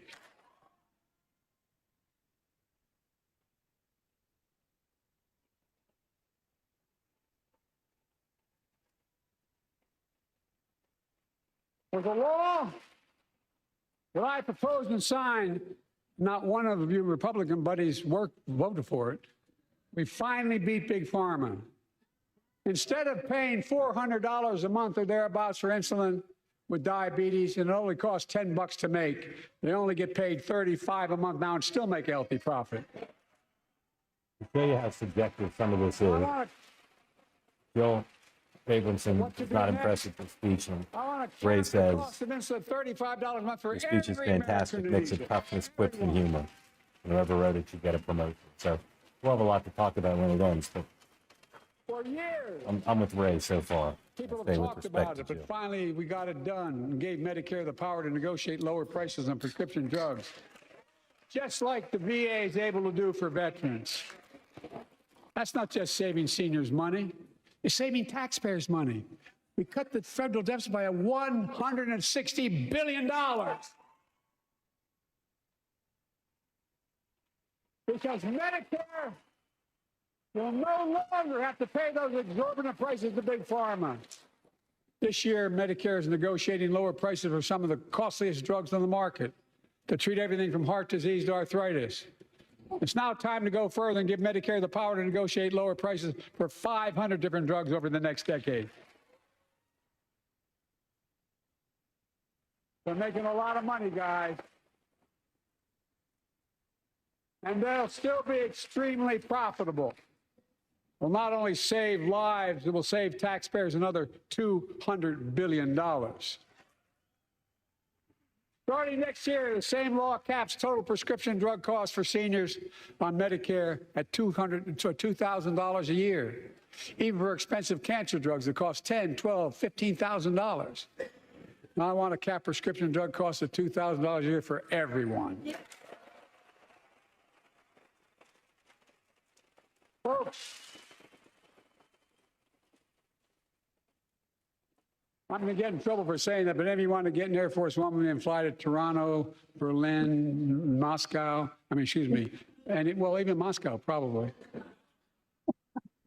And bring your prescription with you, and I promise you I'll get it for you for 40% the cost you're paying now. Same company, same drug, same place. Folks, the Affordable Care Act, the old Obamacare, it's still a very big deal.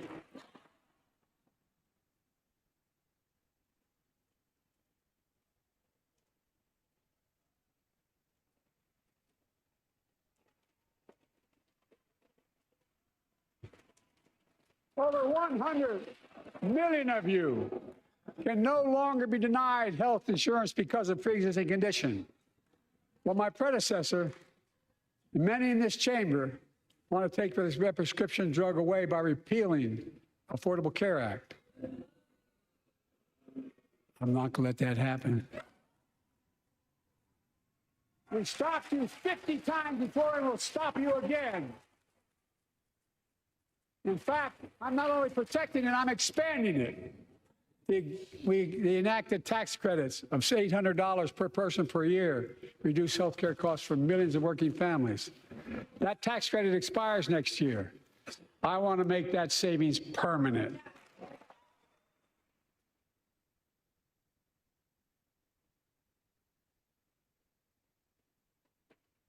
To state the obvious, women are more than half our population. But research on women's health has always been underfunded. That's why we're launching the first ever White House initiative on women's health research, led by Jill, doing an incredible job as First Lady.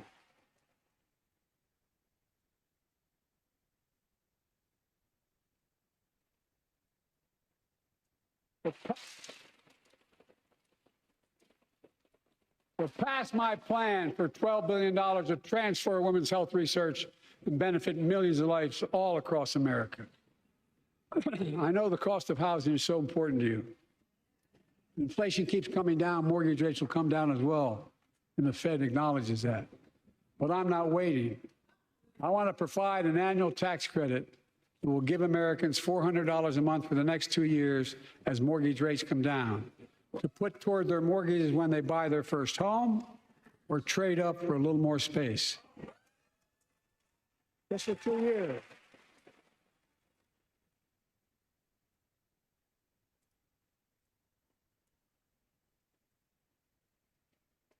And my administration is also eliminating title insurance on federally backed mortgages. When you refinance your home, you can save $1,000 or more as a consequence. For millions of renters, we're cracking down on big landlords who use antitrust law, who break antitrust laws by price fixing and driving up rents. We've cut red tape so builders can get federally financing, which is already helping build a record 1.7 million new housing units nationwide. Now pass and build and renovate 2 million affordable homes and bring those rents down.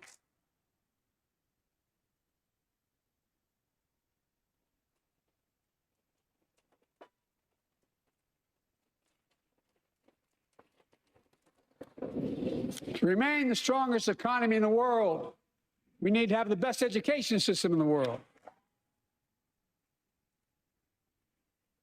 And I suspect all of you, want to give every child, a good start by providing access to preschool for 3 and 4 years old. You know, I think I pointed out last year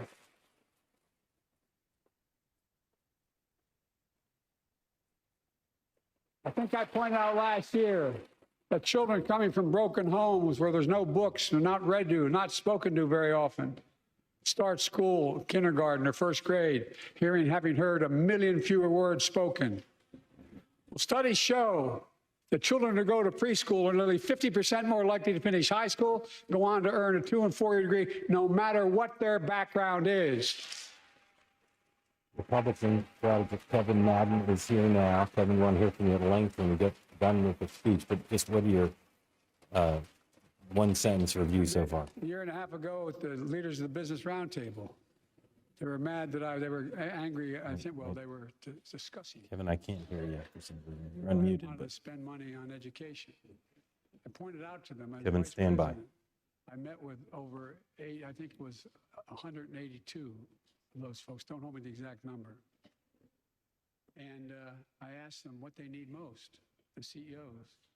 And you've had the same experience on both sides of the aisle. They say a better educated workforce, right?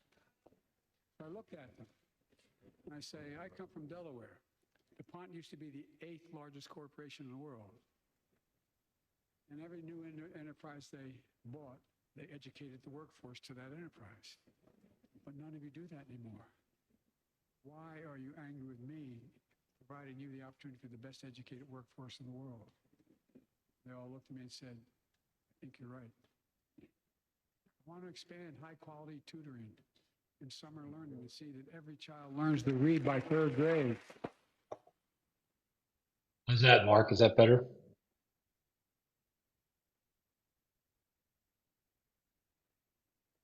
I'm also connecting local businesses and high schools so students get hands-on experience and a path to good-paying job, whether or not they go to college. And I want to make sure the college is more affordable. Let's continue increasing the Pell Grants to working and middle-class families and increase record investments in HBCU and minority-serving institutions, including Hispanic institutions.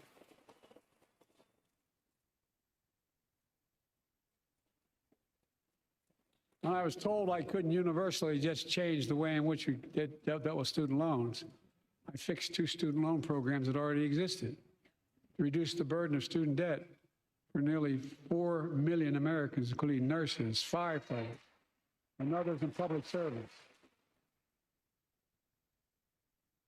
Like Keenan Jones, a public educator from Minnesota, who's here with us tonight. Keenan, where are you? Keenan, thank you. He's educated hundreds of students so they can go to college. Now he's able to help, after debt forgiveness, get his own daughter to college.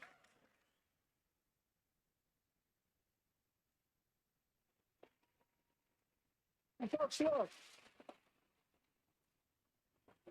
such relief is good for the economy because folks are now able to buy a home, start a business, start a family. While we're at it, I want the public school teachers a raise. Kevin Madden, I know that's going to get a decent amount of applause. Just give us one sentence of what you think so far, not about his delivery, but about the topics and sequencing. Yeah, well, I'd definitely say on the substance, as far as the swing voters he wants to hit, and also calcify some of his support with a base that has yet to rally to his defense. In substance, I'd say it's an A-. I think you can definitely drop the pretense that this wasn't a campaign speech. And I think they embraced the sort of expectations from right from the beginning. And they probably laid down the most important framework, which is going to be the one battleground fight that they want to have, or the big fight that they want to have in the battleground areas, which is the abortion IVF issue. Yep. All right, Kevin, thank you. Stand by. Let's go back to the They're very wealthy, finally beginning to pay their fair share.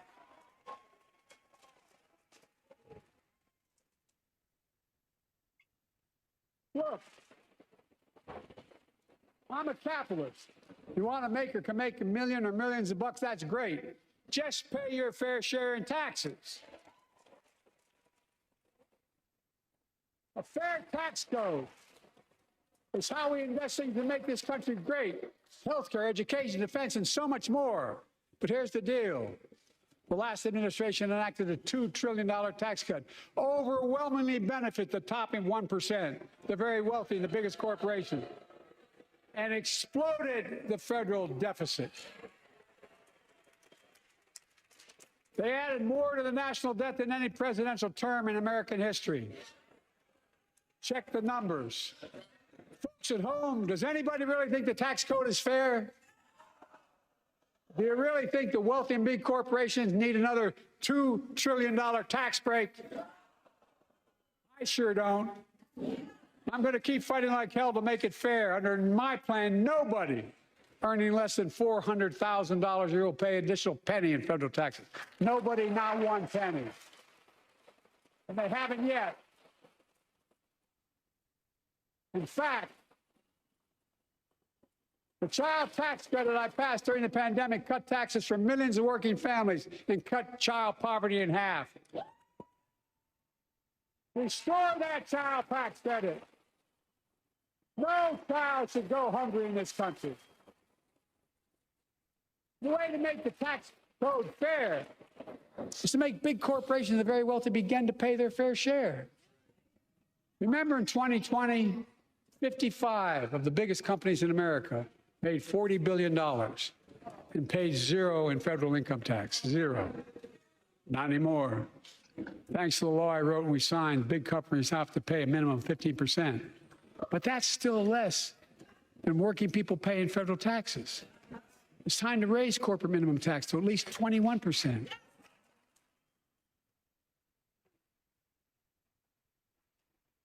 So every big corporation finally begins to pay their fair share. I also want to end tax breaks for big pharma, big oil, private checks, massive executive pay when it's only supposed to be $1 million that could be deducted. They can pay them $20 million if they want, but deduct $1 million. End it now. You know, there are 1,000 billionaires in America. You know what the average federal tax is for those billionaires? No. They're making great sacrifices, 8.2%. That's far less than the vast majority of Americans pay. No billionaire should pay a lower federal tax rate than a teacher, a sanitation worker, or a nurse.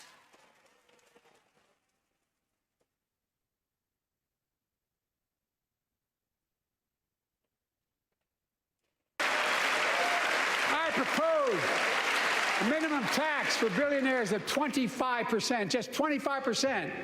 You know what that would raise? That would raise $500 billion over the next 10 years. And imagine what that could do for America. Imagine a future with affordable child care. Millions of families can get they need to go to work to help grow the economy.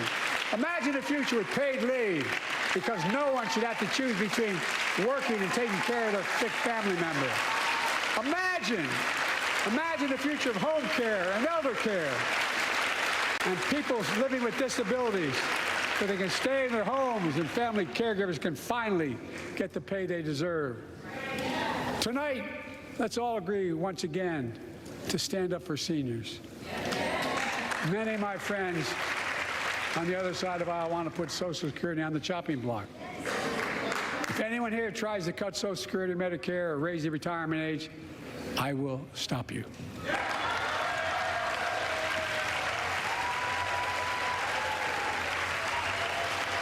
The working people who built this country pay more into Social Security than millionaires and billionaires do. It's not fair. We have two ways to go. Republicans can cut Social Security and give more tax breaks to the wealthy. That's the proposal. Oh no, you guys don't want another $2 trillion tax cut? I kind of thought that's what your plan was. Well, that's good to hear. You're not going to cut another $2 trillion for the super wealthy. That's good to hear. I'll protect and strengthen Social Security and make the wealthy pay their fair share. Look,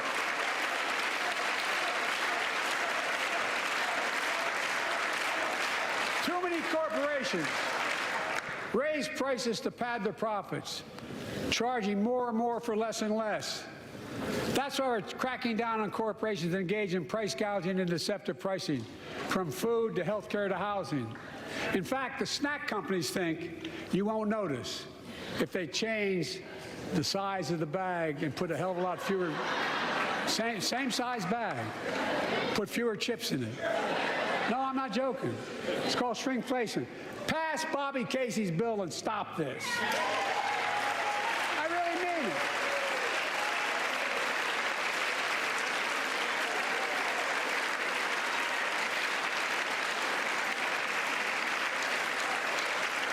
You probably all saw that commercial on Snickers bars. And you get charged the same amount, and you got about, I don't know, 10% fewer Snickers in it.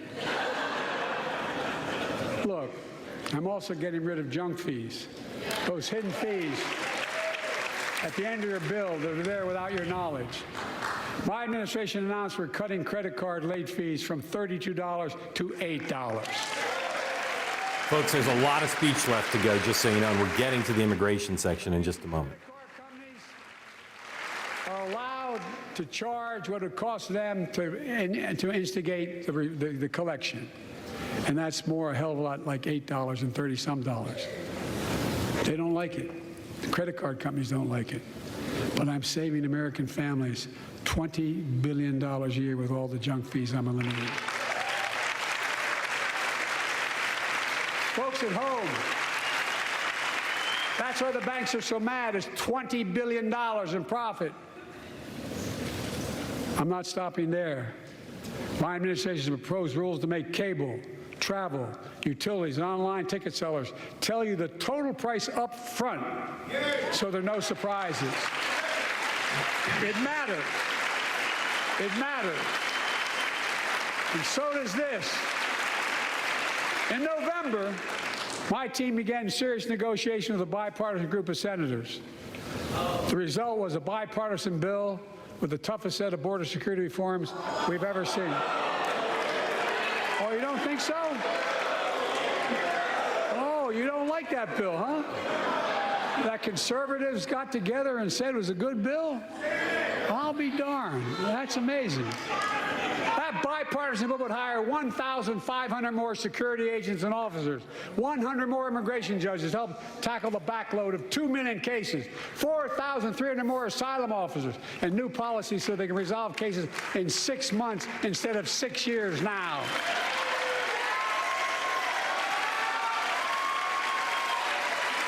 What are you against?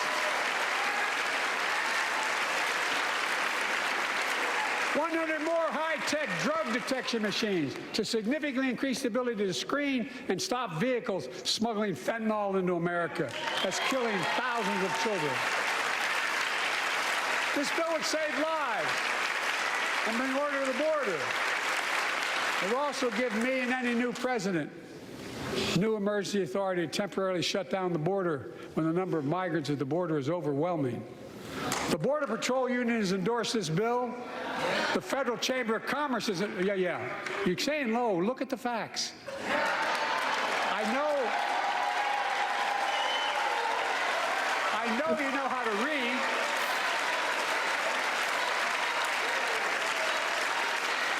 Using the House Republicans as a foil like he did a year ago. Seems very skillful to me. Senate would endorse the bill as well, a majority right now. But unfortunately, politics has derailed this bill so far. I'm told my predecessor called members of Congress in the Senate to demand they block the bill. He feels political win. He viewed it as would be a political win for me and a political loser for him. It's not about him. It's not about me. I'd be a winner. Not really.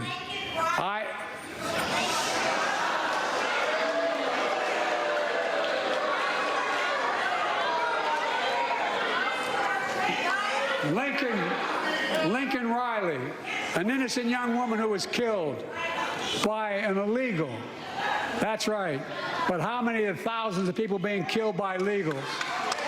To her parents, I say, my heart goes out to you, having lost children myself. I understand. But look, if we change the dynamic at the border, People pay these smugglers $8,000 to get across the border because they know if they get by and let into the country, it's 6 to 8 years before they have a hearing. And it's worth it taking the chance of the $8,000. But if it's only 6 weeks, the idea is it's highly unlikely that people will pay that money and come all that way knowing that they'll be able to be kicked out quickly. Folks, I would respectfully suggest my Republican friends owe it to the American people, get this bill done. We need to act now. Well, he did two interesting things there in his colloquy with Marjorie Taylor Greene. He used the word illegal, and he also didn't extend the presumption of innocence to the man accused of killing her. It would be interesting to pick back over. And pressuring members of Congress to block the bill, join me in telling the Congress to pass it. We can do it together, but that's what he apparently here's what he will not do. I will not demonize immigrants saying they are poison in the blood of our country. I will not separate families. I will not ban people because of their faith. Unlike my predecessor on my first day in office, I introduced a comprehensive bill to fix our immigration system. Take a look at it. It has all these and more. Secure the border, provide a pathway to citizenship for dreamers, and so much more. But unlike my predecessor, I know who we are as Americans. We're the only nation in the world with a heart and soul that draws from old and new. Home to Native Americans, whose ancestors have been here for thousands of years. Home to people of from every place on earth. They came freely. Some came in chains. Some came when famine struck, like my ancestral family in Ireland. Some to flee persecution, to chase dreams that are impossible anywhere but here in America. That's America. And we all come from somewhere, but we're all Americans.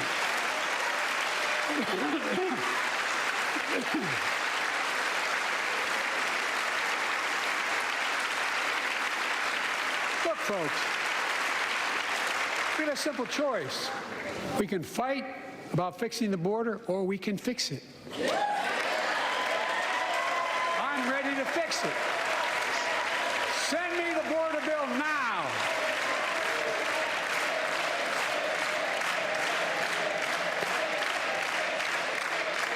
A transformational moment in history happened 59 years ago today in Selma, Alabama. Hundreds of foot soldiers for justice marched across the Edmund Pettus Bridge, named after the Grand Dragon of the Ku Klux Klan, to claim their fundamental right to vote. They were beaten, they were bloody, and left for dead. Our late friend and former colleague, John Lewis, was on that march. We miss him.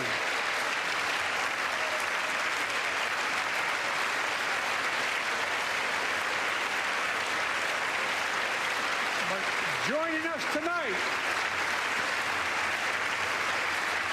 are other marchers, both in the gallery and on the floor, including Betty Mae Fikes, known as the voice of Selma, the daughter of gospel singers and preachers. She sang songs of prayer and protest on that bloody Sunday to help shake the nation's conscience. 5 months later, the Voting Rights Act passed and was signed into law.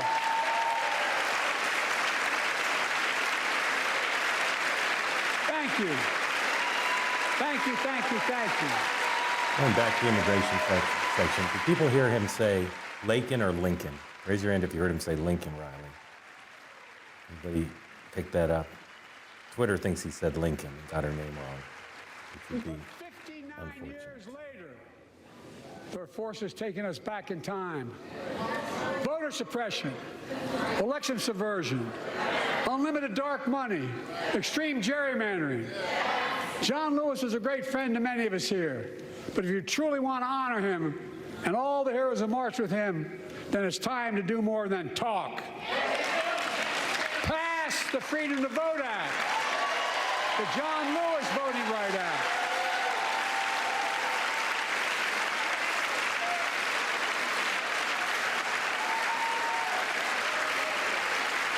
And stop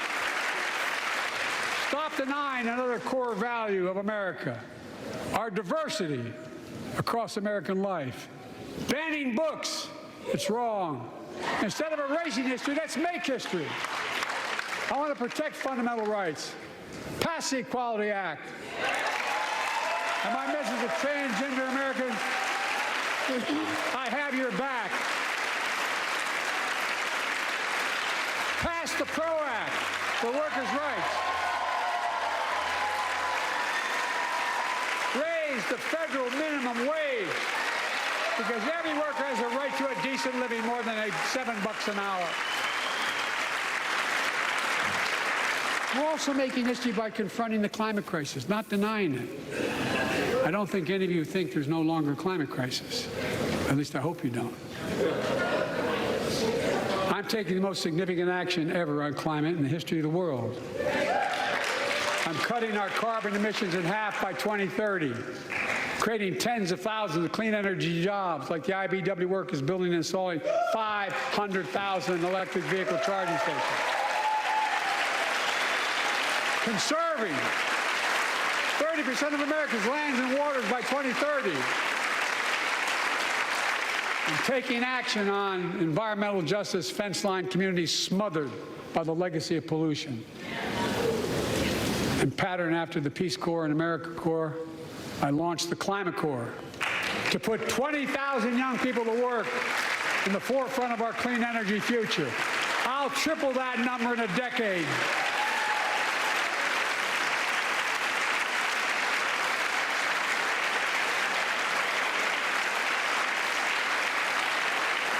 To state the obvious, all Americans deserve the freedom to be safe.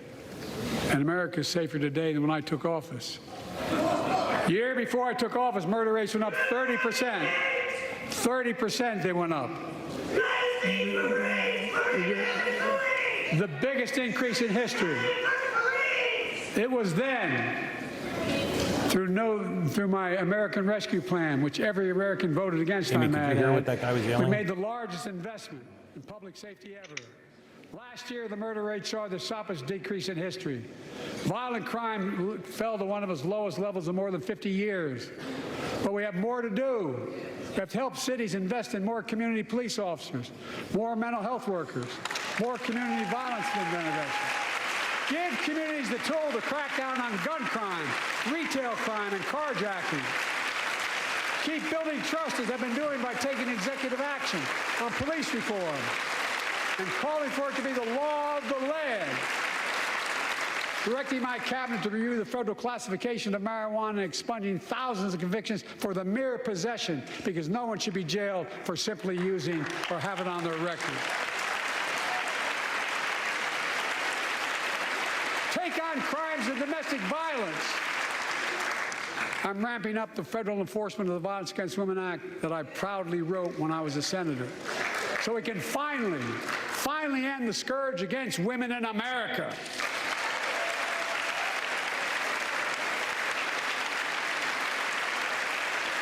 There are other kinds of violence I want to stop. With us tonight is Jasmine, whose 9-year-old sister Jackie was murdered with 21 classmates and teachers in an elementary school in Uvalde, Texas. Very soon after that happened, Jill and I went to Uvalde for a couple of days. We spent hours and hours with each of the families. We heard their message, so everyone in this room, in this chamber, could hear the same message. The constant refrain, and I was there for hours meeting with every family. They said, do something. Do something. Well, I did do something by establishing the first ever Office of Gun Violence Prevention in the White House, that the Vice President is leading the charge. Thank you for doing it. Meanwhile,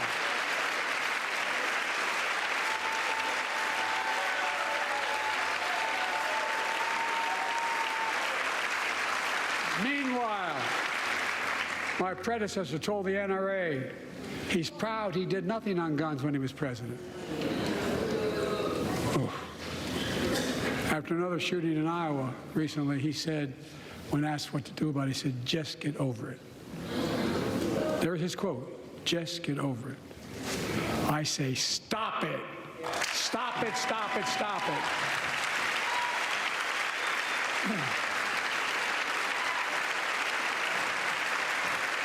I'm proud we beat the NRA when I signed the most significant gun safety law in nearly 30 years because of this Congress.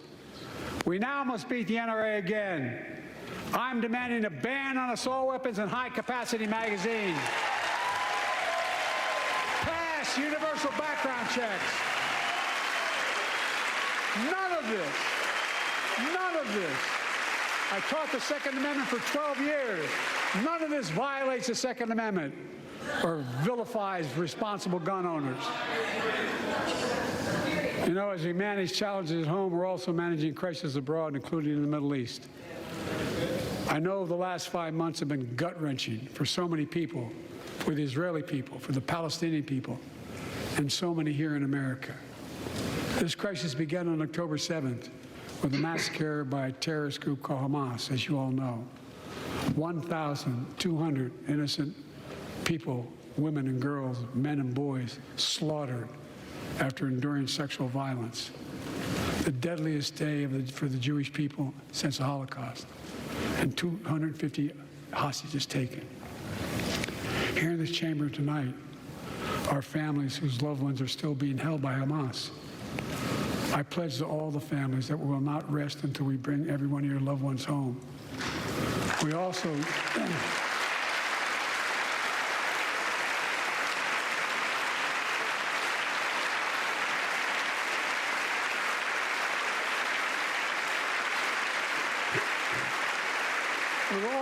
work around the clock to bring home Evan and Paul, Americans being unjustly detained by the Russians and others around the world.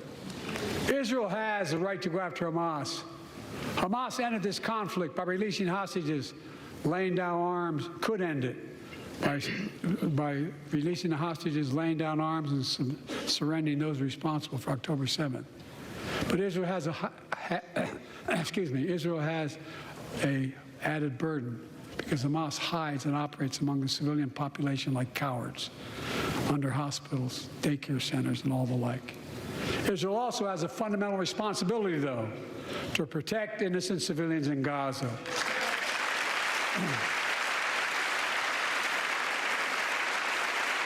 This war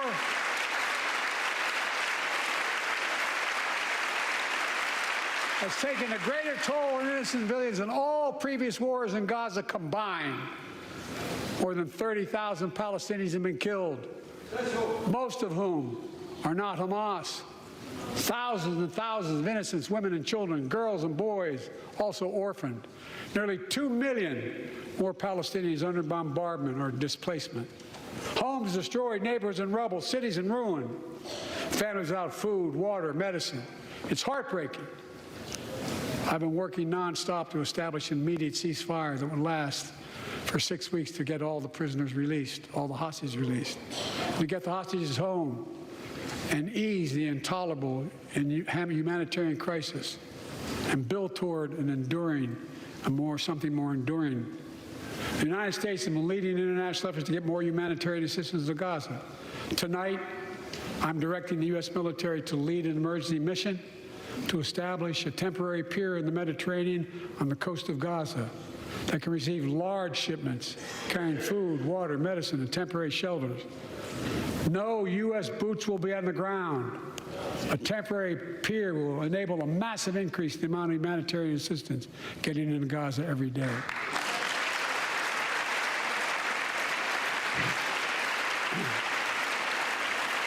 And Israel must do its part. Israel must allow more aid into Gaza to ensure humanitarian workers aren't caught in the crossfire. And they're announcing they're going to have a crossing in northern Gaza. To the leadership of Israel, I say this: humanitarian assistance cannot be a secondary consideration or a bargaining chip. Protecting and saving innocent lives has to be a priority. As we look to the future, the only real solution to the situation is a two-state solution over time.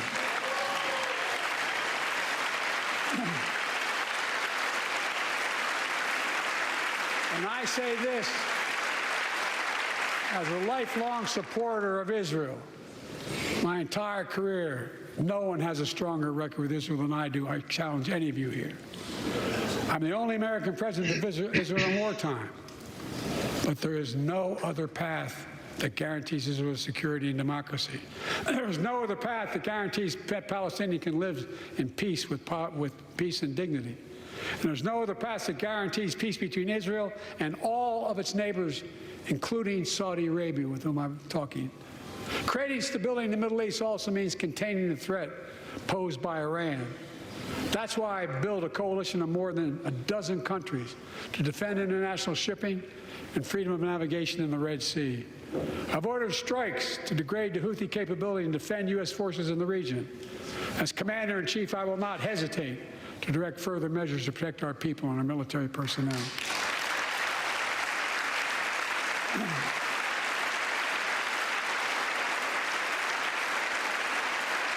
For years, I've heard many of my Republican and Democratic friends say that China is on the rise and America's falling behind. They've got it backwards. I've been saying it for over 4 years, even when I wasn't president. America's rising. We have the best economy in the world. And since I've come to office, our GDP is up, our trade deficit with China is down to the lowest point in over a decade. And we're standing up against China's unfair economic practices. We're standing up for peace and stability across the Taiwan Straits. I've revitalized our partnership and alliance in the Pacific. India, Australia, Japan, South Korea, Pacific Islands. I've made sure that the most advanced American technologies can't be used in China, not allowing to trade them there. Frankly, for all this tough talk on China, it never occurred to my predecessor to do any of that. I want competition with China, not conflict. And we're in a stronger position to win the conflict of the 21st century against China than anyone else, for that matter, than any time as well. Here at home, I've signed over 400 bipartisan bills. But there's more to pass my unity agenda. Strengthen penalties on fentanyl trafficking. You don't want to do that, huh? Pass bipartisan privacy legislation to protect our children online. Harness the promise of AI to protect us from peril. Ban AI voice impersonations and more. And keep our truly sacred obligation to train and equip those we send into harm's way and care for them and their families when they come home and when they don't.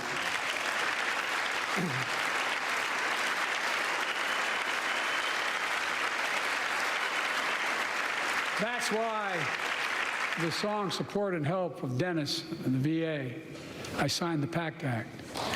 One of the most significant laws ever, helping millions of veterans exposed to toxins who now are battling more than 100 different cancers. Many of them don't come home, but we owe them and their families support. We owe it to ourselves to keep supporting our new health research agency called ARPA-H, and remind us that we can do big things, like end cancer as we know it, and we will.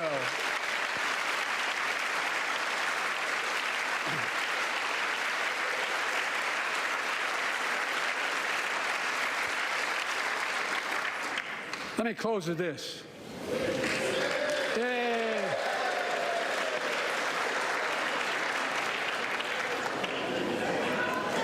I know you don't want to hear any more, Lindsay, but I got to say a few more things. I know it may not look like it, but I've been around a while. When you get to be my age, certain things become clearer than ever. I know the American story. Again and again, I've seen the contest between competing forces in the battle for the soul of our nation. Between those who want to pull America back to the past and those who want to move America into the future. My lifetime has taught me to embrace freedom and democracy, a future based on core values that have defined America: honesty, decency, dignity, equality, to respect everyone, to give everyone a fair shot, to give hate no safe harbor. Now, other people my age see it differently. The American story of resentment, revenge, and retribution, that's not me. I was born amid World War II when America stood for the freedom of the world. I grew up in Scranton, Pennsylvania, and Claymont, Delaware, among working class people who built this country. I watched in horror as two of my heroes, like many of you did, Dr. King and Bobby Kennedy, were assassinated. And their legacies inspired me to pursue a career in service. I left the law firm and became a public defender because my city of Wilmington was the only city in America occupied by the National Guard after Dr. King was assassinated because of the riots. And I became a county councilman almost by accident. I got elected to the United States Senate when I had no intention of running at age 29. Then vice president of our first black president. Now president to the first women vice president.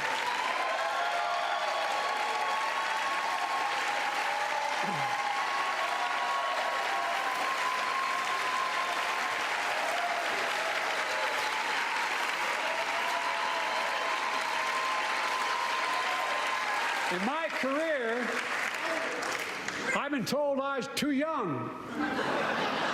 By the way, they didn't let me on the Senate elevators for votes sometimes. Not a joke.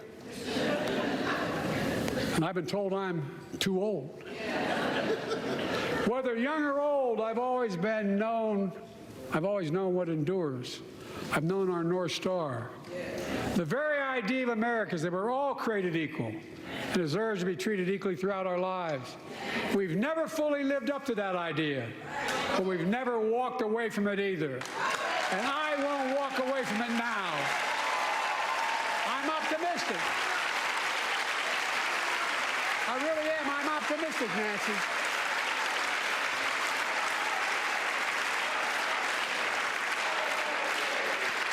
My fellow Americans,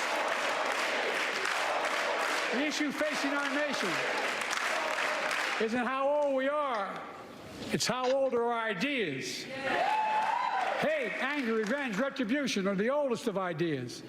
But you can't lead America with ancient ideas that only take us back. You lead America, the land of possibilities. You need a vision for the future and what can and should be done. Tonight you've heard mine. I see a future where defending democracy, you don't diminish it. I see a future where we restore the right to choose and protect our freedoms, not take them away. I see a future where the middle class finally has a fair shot and the wealthy have to pay their fair share in taxes.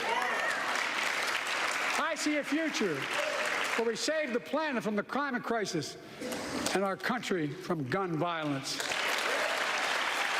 Above all, I see a future for all Americans. I see a country for all Americans. And I will always be president for all Americans because I believe in America. I believe in you, the American people. You're the reason we've never been more optimistic about our future than I am now. So let's build the future together. Let's remember who we are. We are the United States of America.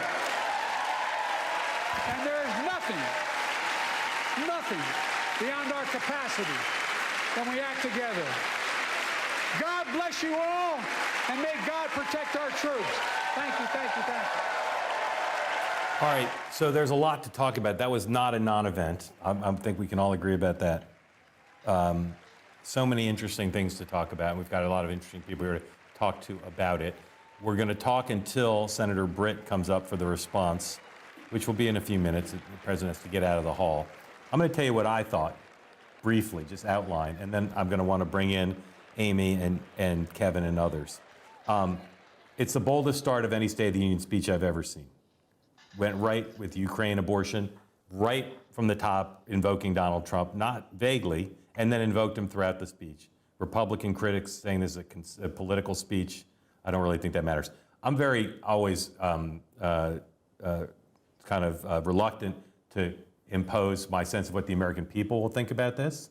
I don't know. I have no idea. But I can tell you, in the room, he unified and calmed Democrats. There's no doubt in my mind that any jitters that they have now, he's got a little bit of time, maybe a lot of time, on the strength of this speech and the performance of this speech. Fighter has been the thing he needs to show people he is. And this was a fighting speech, without a doubt, fighting speech. He played the Republicans, particularly the House Republicans, as a foil, as he did a year ago, with humor.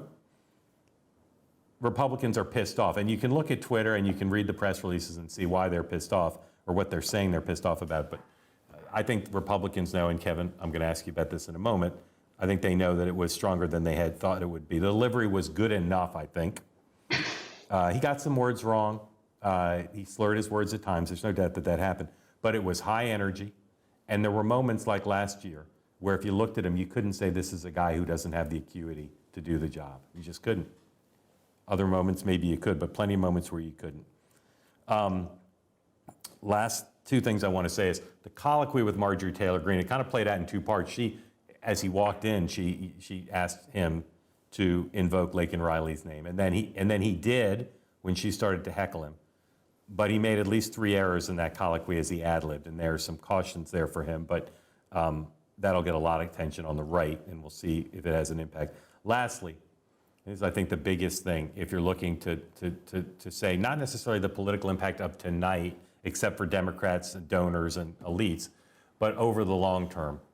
I think one of the biggest mistakes Republicans or Democrats make in looking at Donald Trump and the issues he talks about is to say he's talking about red meat-based MAGA issues. And they fail to see that on issues like immigration, Donald Trump's position has appealed to the center.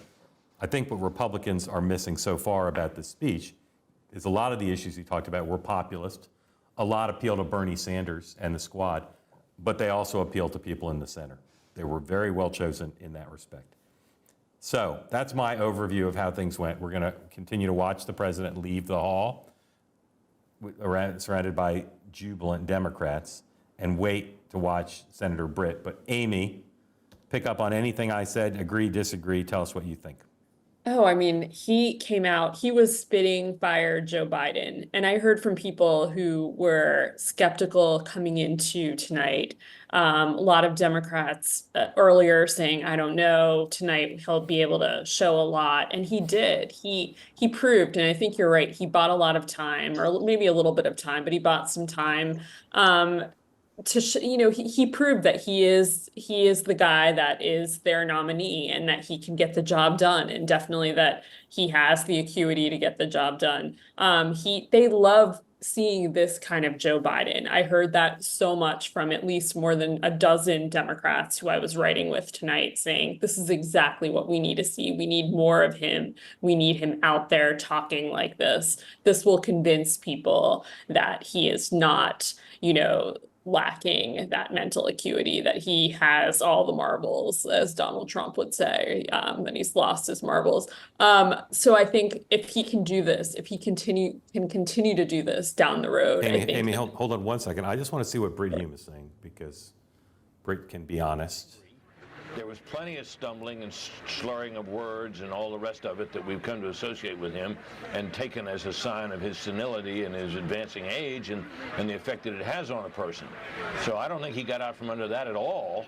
And I'm not sure that a person sitting at home tonight looking at the guy would think he was anything other than an angry old man. Now, if you're a partisan Democrat and you love all the programmatic stuff he talked about, that was fine. And I guess if you didn't, Democrats are worried about him, and I guess they're glad to see him up there showing some. Britt is one of my mentors. I'm not sure it was the kind of energy the public I disagree, would want to see at a time like this. It's subjective. Sorry about that, Amy. Kevin, you gave him an A- when we asked you when you first joined us. I'm wondering what you give him overall at the conclusion and why.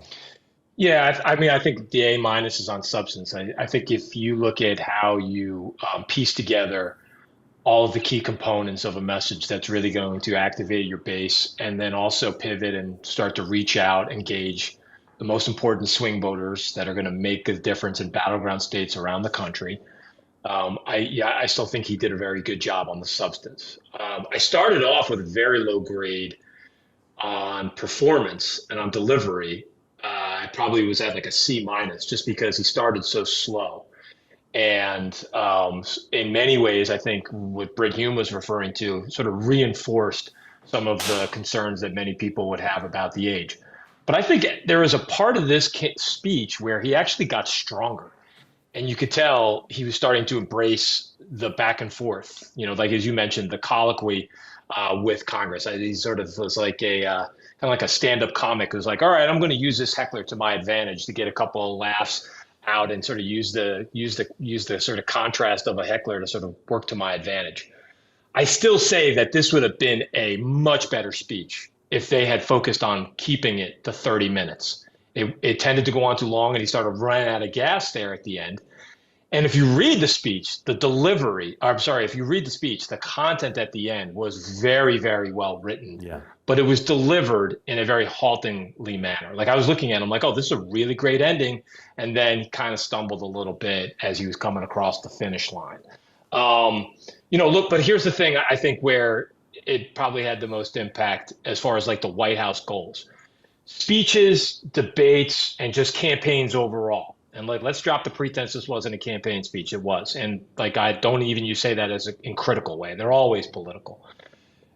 You always have to be on offense. And if you look at this speech and you judge it on that on that grade, on that curve, you also have to have a very serious contrast message that crystallizes the stakes of the choice that many voters are going to have.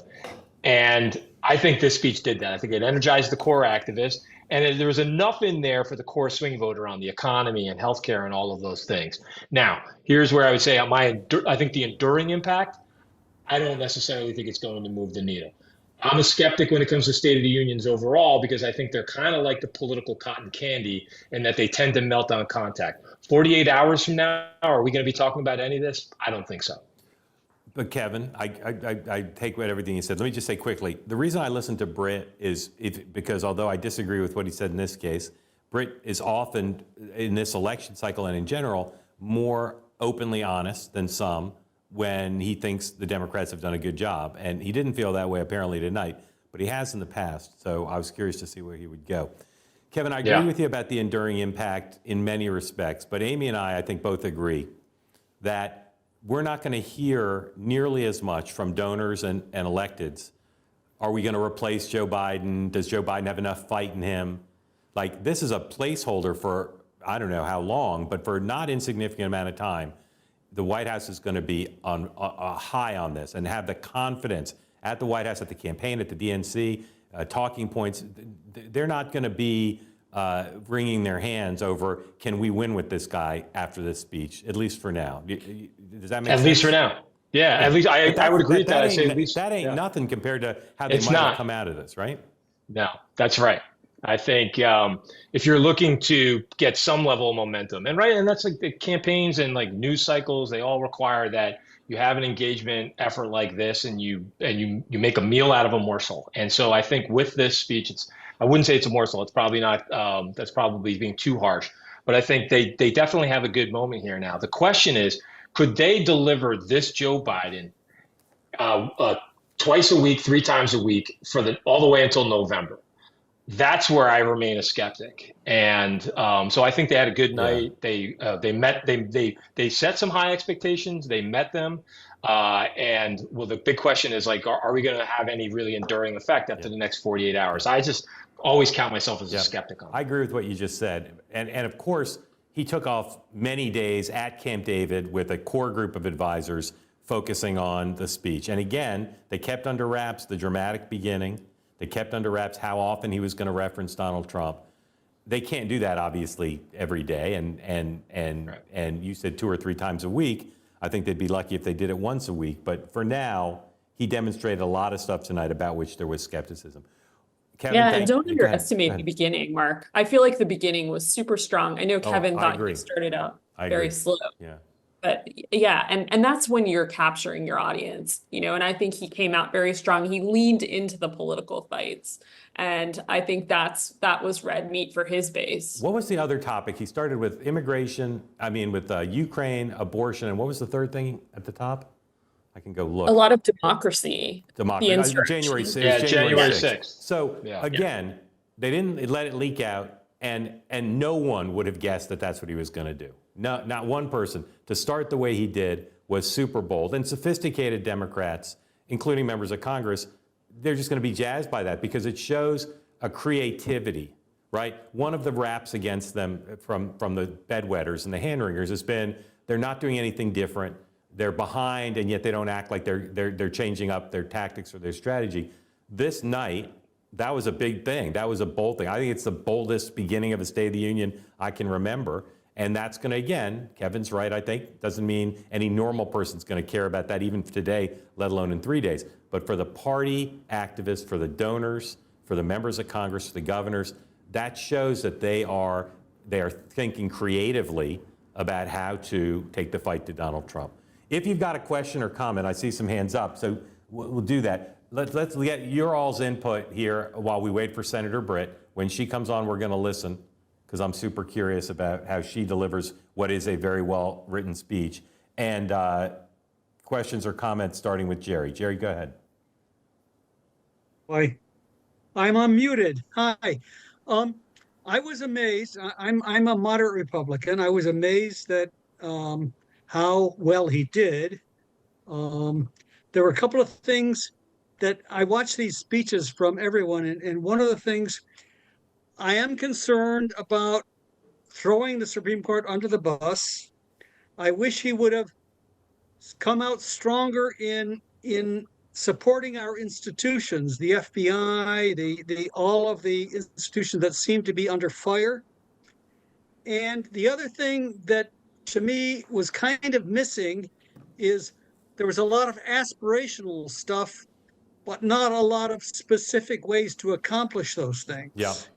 So on some of the issues, he did offer things, but I like to hear, okay, what specifically are you proposing to solve this problem? Yep. I didn't hear a lot of that. Yeah, there was a little bit, but there was less than usual because it was the most political State of the Union speech of anybody's memory, and that's the choice they made. That's kind of sad. Jerry, I mean, that's really sad. They're on a level, I agree with you, Jerry, but it's the reality he faces in an election year. Jerry, a moderate Republican, who are you planning to vote for president? I had voted for Obama, and then I was disappointed in him because he came out to be very political. I'm not sure. My feeling has been, and I said this after the last election, a pox on both their houses. I wish that we were smart enough and political enough to offer alternatives All to right, both Jerry, of them. I take that. You're our one-man focus group, though. Who are you going to vote for? If the election were today, and there was no other major party, major figure on the ticket that you are on the ballot who you want to vote for, Trump, Biden, who are you going to vote for?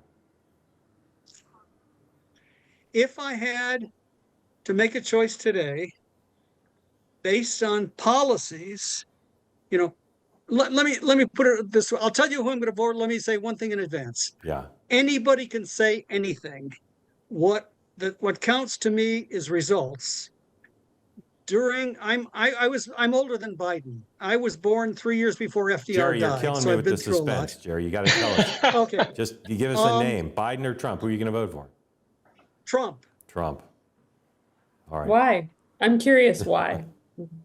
Because I look at the results of his presidency versus the results of Biden's, and I'm much more satisfied with the immigration issue, with the border issue, with there are things that Biden has done, as Bill Gates said, who was, as you may recall, he was a defense secretary, I believe, under Bush and then began under Obama. Biden has been wrong on every foreign policy since he's been in office. I don't like, if Trump would just stop talking and just work on policy, I would feel a lot more comfortable. Jerry, but yes, Jerry, at this point, yep. I would vote Trump. All right, Jerry, I'm sorry. I That's talked all too right. much. No, all good. Love to hear from you. If other people want to make comments, ask questions, please raise your electronic hand. Let me unmute you. Robert, please go ahead. Unmute and go ahead. Thank you. I'm a retired academic. I'm center right. I don't vote in primaries. I'm not a card-carrying Democrat, Republican. Tonight, of course, it was a campaign speech. It was for Biden in terms of exceeding his expectations, without question. He played to his base. And for him, I think it was a better than exceeding expectations. And so I think tonight for him, it was a campaign speech. It was well done, exceeded expectations. And so for that, I think for him, it was a strong night. Yeah. Robert, do you know who you're going to vote for? I will tell you that I will not vote for Trump. I will not vote for Biden. Okay. Did you vote for Trump in 20? I'm sorry? Who'd you vote for in 20, last election? I did not. Did not. First time in my life. Have you ever voted for a Democrat for president? Oh, yes, Jimmy Carter. First vote I ever did. All right. Robert, hold on for just 1 second. Thank you. Thank you for your comment. The president, if you're watching the monitor here, he is lingering in the hall, which, you know, some presidents do. And I have a great sense of time, but I think he's lingering in the hall pretty much as I've ever seen a president linger after the State of the Union. And I think he's doing that because he loves Congress, but also because he's feeling the love in the room. Bernadette, who is one of my favorite voices in America today. Bernadette, tell everybody what you're doing these days first, and then tell us what question or comment on the speech. I am the Democrat running for Congress for Lesko's seat against the QAnon shaman and the rest of the chaos candidates. In Arizona. And Arizona's 8th Congressional District. Yeah. And what do you do for a living, Bernadette? I am a long-haul truck driver, 26 years. All right. I knew the answers to these questions, folks. I just wanted everybody else to know. So, Bernadette, you're not a Biden Democrat. No. No. Tell everybody what you thought of the speech. Well, on delivery, I actually thought he did pretty good. You know, he did what he needed to in terms of show some energy. He's, even on his worst days, I personally still think he's more well-spoken than Trump. I wanted to pull my hair out when he was talking about the economy.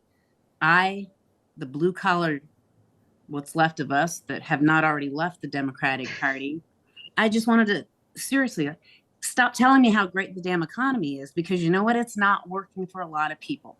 And that's a lot of people in my district. It's definitely not working for anyone who doesn't own stocks. That's not, you know, financially secure. And him saying, oh, we're going to, you know, lower rental prices in housing or the interest rates to buy a home, 7%. I am talking to people that all they tell me is, hey, when Trump was president, I was looking at buying a house. I could afford to put gas in my car. Now, you know, you want me to care about the economy. Sorry. Got the barking dog, Jax, and they're not feeling it. They understand climate change. They understand women's reproductive rights. They have democratic ideals, but they're struggling under Biden. So if you give people a choice between low gas prices, buying a home for their family, putting food on the table, having some money in the bank, or giving a shit about what happened over there, you know, January 6th, or any place else, they're going to choose what's happening in their life. Yeah. Bernadette, thank you. I want to try to get a couple more folks in here before we go to Katie Britt, and start with Liam Donovan, who, like Kevin Madden, is an honest and very smart Republican who's worked on the Hill. Liam, just love to hear your overall view of how this speech. Is that Katie Britt now? Yes, let's listen in, and then we'll talk to Liam. The great state of Alabama and the United States Senate. However, that's not the job that matters most. I am a proud wife and mom of 2 school-aged kids. My daughter Bennett and my son Ridgway are why I ran for the Senate. I'm worried about their future and the future of children in every corner of our nation. And that's why I invited you into our home tonight. Like so many families across America, my husband Wesley and I just watched President Biden's State of the Union address from our living room. And what we saw was the performance of a permanent politician who has actually been in office for longer than I've been alive. One thing was quite clear, though. President Biden just doesn't get it. He's out of touch. Under his administration, families are worse off, our communities are less safe, and our country is less secure. I just wish he understood what real families are facing around kitchen tables just like this one. You know, this is where our family has tough conversations. It's where we make hard decisions.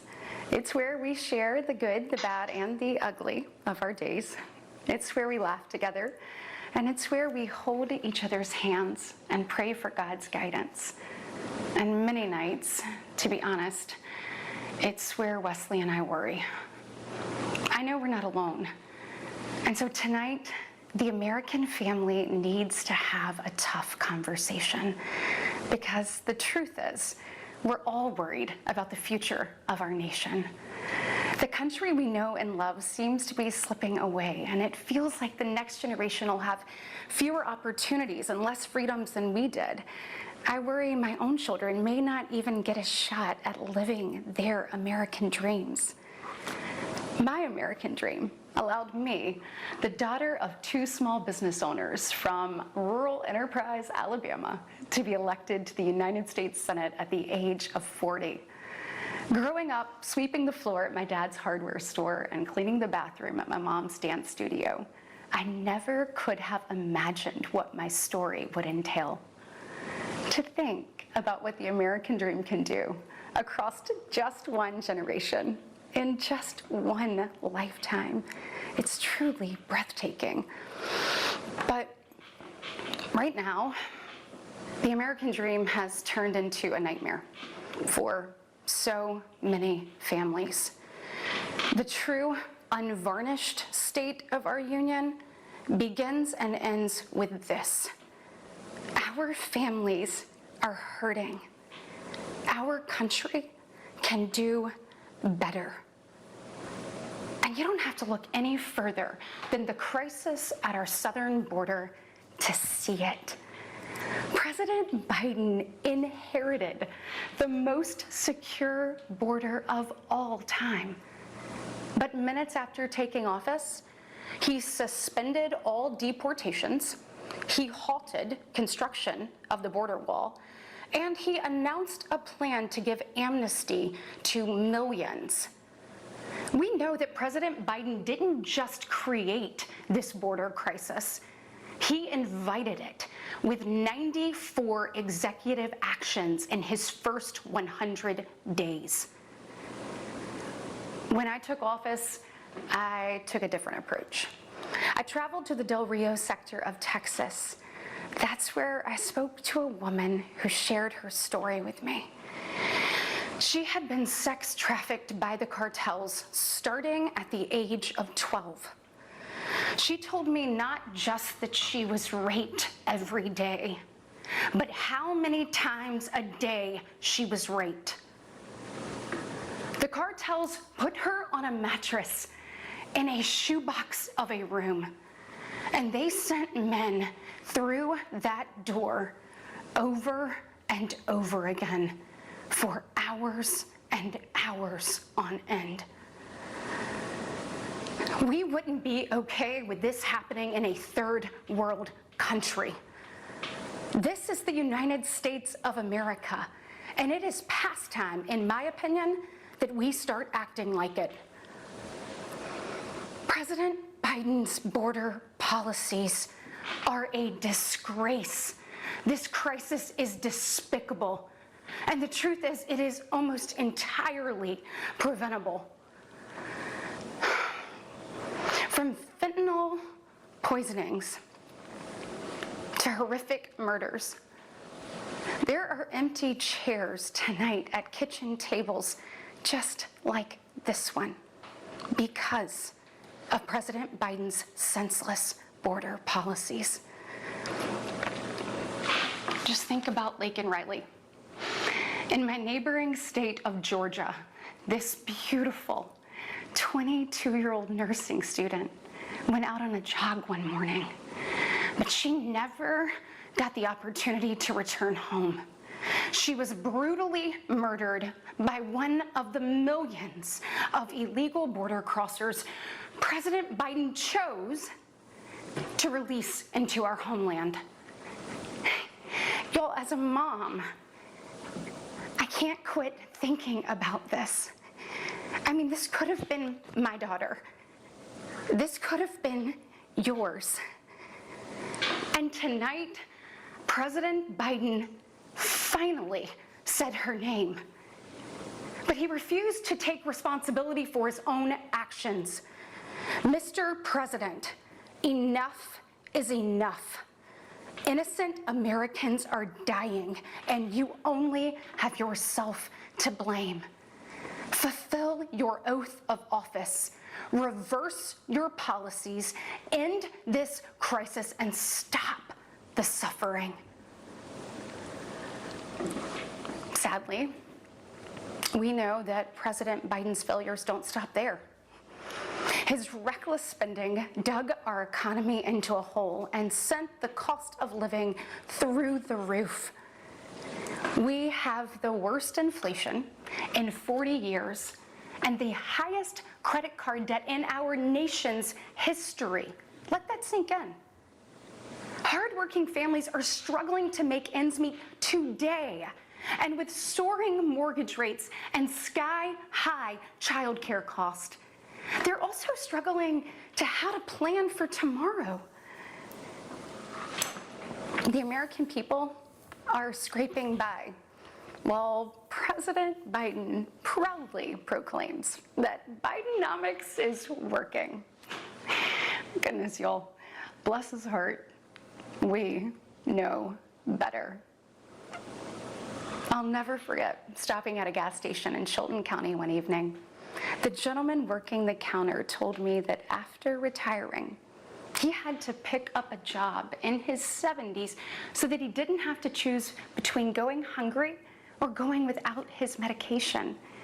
He said, I did everything right. I did everything I was told to do. I worked hard, I saved, I was responsible. He's not alone. I hear similar concerns from fellow parents, whether I am walking with my friends or whether I'm at my kids' games. But let's be honest, it's been a minute since Joe Biden pumped gas, ran a carpool, or even pushed a grocery cart. Meanwhile, the rest of us see our dollar and we know it doesn't go as far. We see it every day. And despite what he tells you, our communities are not safer. For years, the left has coddled criminals and defunded the police, all while letting repeat offenders walk free.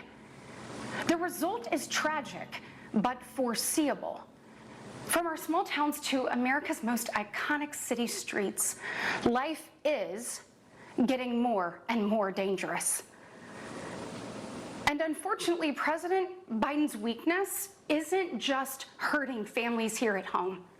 He is making us a punchline on the world stage. Look, where I'm from, your word is your bond. But for 3 years, the president has demonstrated that America's word doesn't mean what it used to.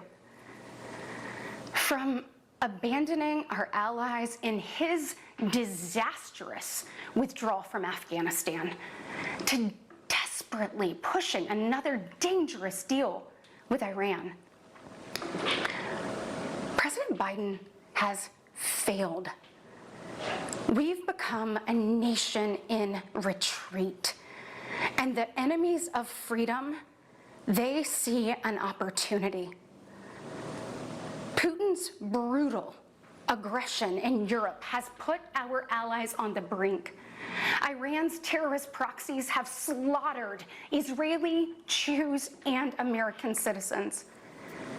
They've targeted commercial shipping, 100 times since October, killing 3 U.S. soldiers and 2 Navy SEALs. Meanwhile, the Chinese Communist Party is undercutting America's workers. China is buying up our farmland, spying on our military installations, and spreading propaganda through the likes of TikTok. You see, the CCP knows that if it conquers the minds of our next generation, it conquers America.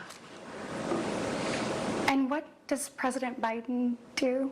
Well, he bans TikTok for government employees, but creates an account for his own campaign.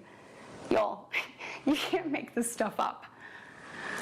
Look, we all recall when presidents faced national security threats with strength and resolve. That seems like ancient history. Right now, our commander-in-chief is not in command. The free world deserves better than a dithering and diminished leader. America deserves leaders who recognize that secure borders, stable prices, safe streets, and a strong defense are actually the cornerstones of a great nation. Just ask yourself, are you better off now than you were 3 years ago? There's no doubt we're at a crossroads, and it doesn't have to be this way. We all feel it. But here's the good news. We, the people, are still in the driver's seat. We get to decide whether our future will grow brighter or whether we'll settle for an America in decline. Well, I know which choice our children deserve, and I know the choice the Republican Party is fighting for. We are the party of hard-working parents and families, and we want to give you and your children the opportunities to thrive. And we want families to grow. It's why we strongly support continued nationwide access to in vitro fertilization. We want to help loving moms and dads bring precious life into this world. Wesley and I believe there is no greater blessing in life than our children. And that's why tonight I want to make a direct appeal to the parents out there, and in particular to my fellow moms, many of whom I know will be up tossing and turning at 2 a.m., wondering how you're going to be in 3 places at once and then somehow still get dinner on the table. First of all, we see you, we hear you, and we stand with you. I know you're frustrated. I know you're probably disgusted by most of what you see going on in Washington, and I'll be really honest with you, you're not wrong for feeling that way. Look, I get it. The task in front of us isn't an easy one, but I can promise you one thing. It is worth it. So I am asking you, for the sake of your kids and your grandkids, get into the arena. Every generation has been called to do hard things. American greatness rests in the fact that we always answer that call. It's who we are. Never forget, we are steeped in the blood of patriots who overthrew the most powerful empire in the world. We walk in the footsteps of pioneers who tamed the wild. We now carry forward the same flame of freedom as the liberators of an oppressed Europe. We continue to draw courage from those who bent the moral arc of the universe. And when we gaze upon the heavens, never forget that our DNA contains the same ingenuity that put man on the moon. America has been tested before, and every single time we've emerged unbowed and unbroken. Our history has been written with the grit of men and women who got knocked down. But we know their stories because they did not stay down. We are here because they stood back up. So now it's our turn, our moment to stand up and prove ourselves worthy of protecting the American dream. Together, we can reawaken the heroic spirit of a great nation. Because America, we don't just have a rendezvous with destiny. We take destiny's hand and we lead it.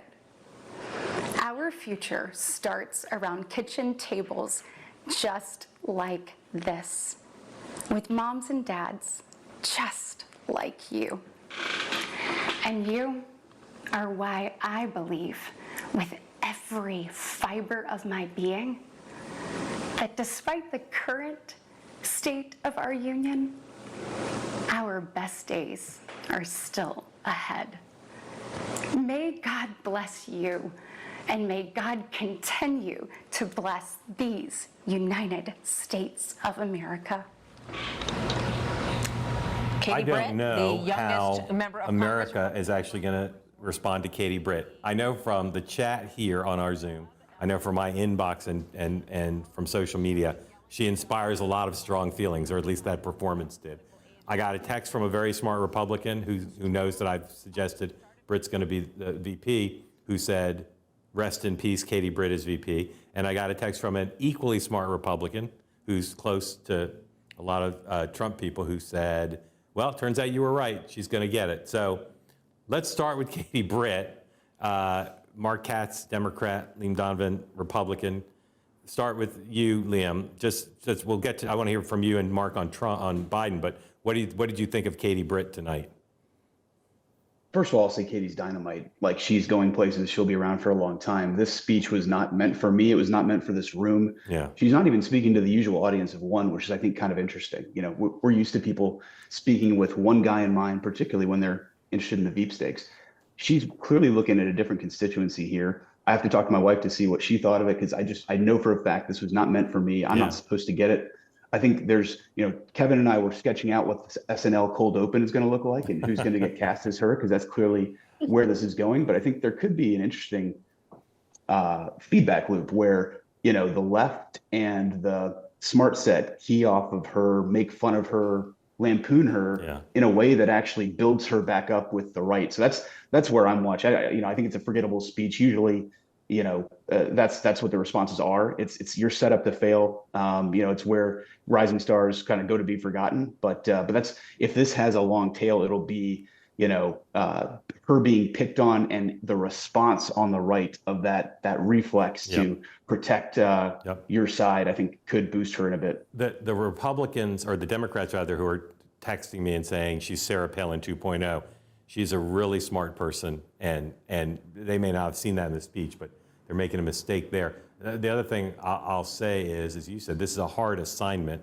I don't know, putting her alone in her kitchen made it up maybe a little bit harder, nobody to play off of it. Mark Katz, give it your best shot. You fell in love with Katie Britt tonight politically, didn't you? I think we were just introduced to Rhonda DeSantis. I only knew of her because you've been talking about her, Mark.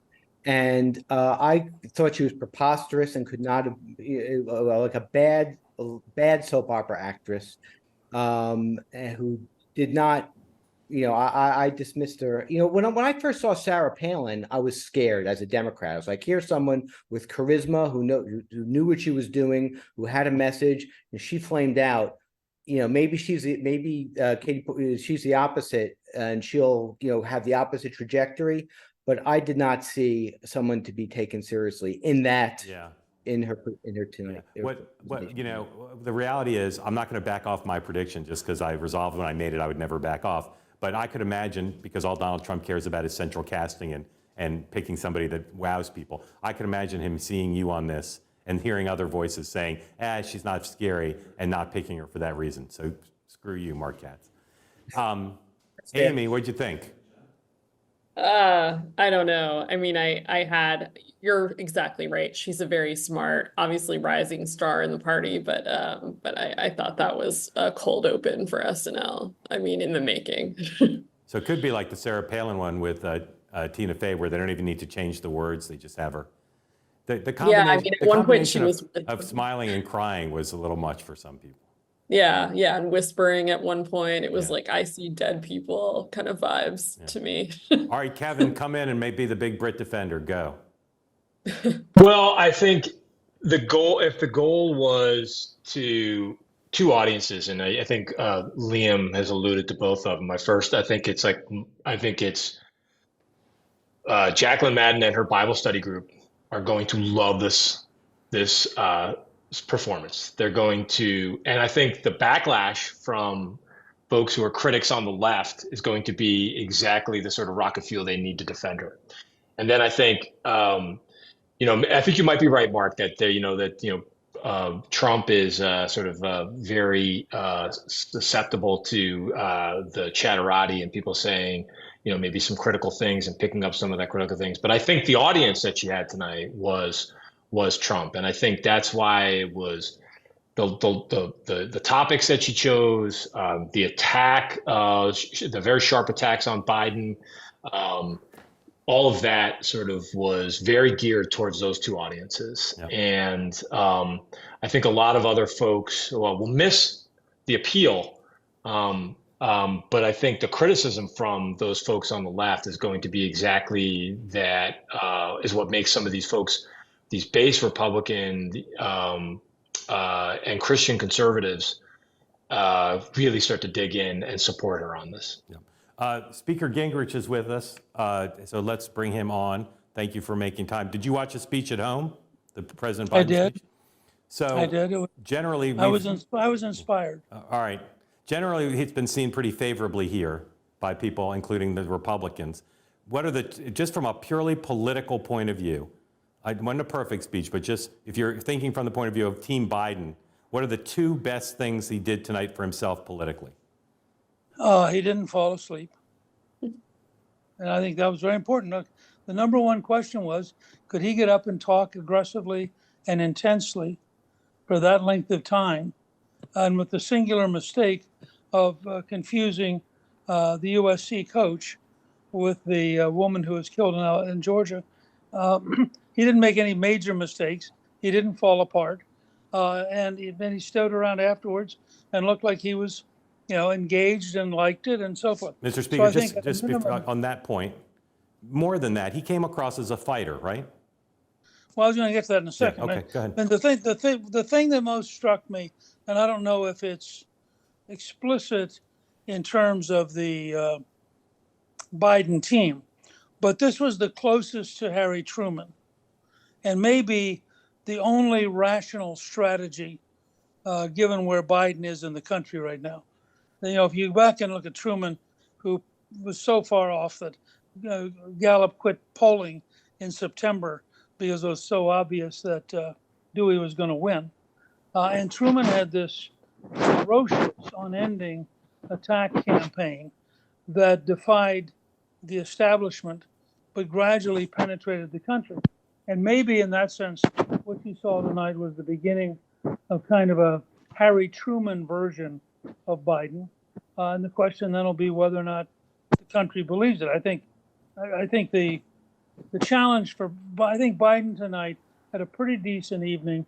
The way you keep score, Mark, he will win this round in 24 hours. I don't think he changes any underlying fundamental dynamic. And I think that's an enormous problem for them, which, by the way, Truman did not have. I mean, Truman had all sorts of advantages in the economy. A lot of things happened for Truman in the summer and fall of '48. If those things happen for Biden, maybe he can pull this off. Okay. Amy, But, Amy, a question for the speaker? Speaker, what do you think? Do you think that the president has the ability to hold on or change the temperature in any way and move the meter? Do you think tonight's performance changes anything ultimately?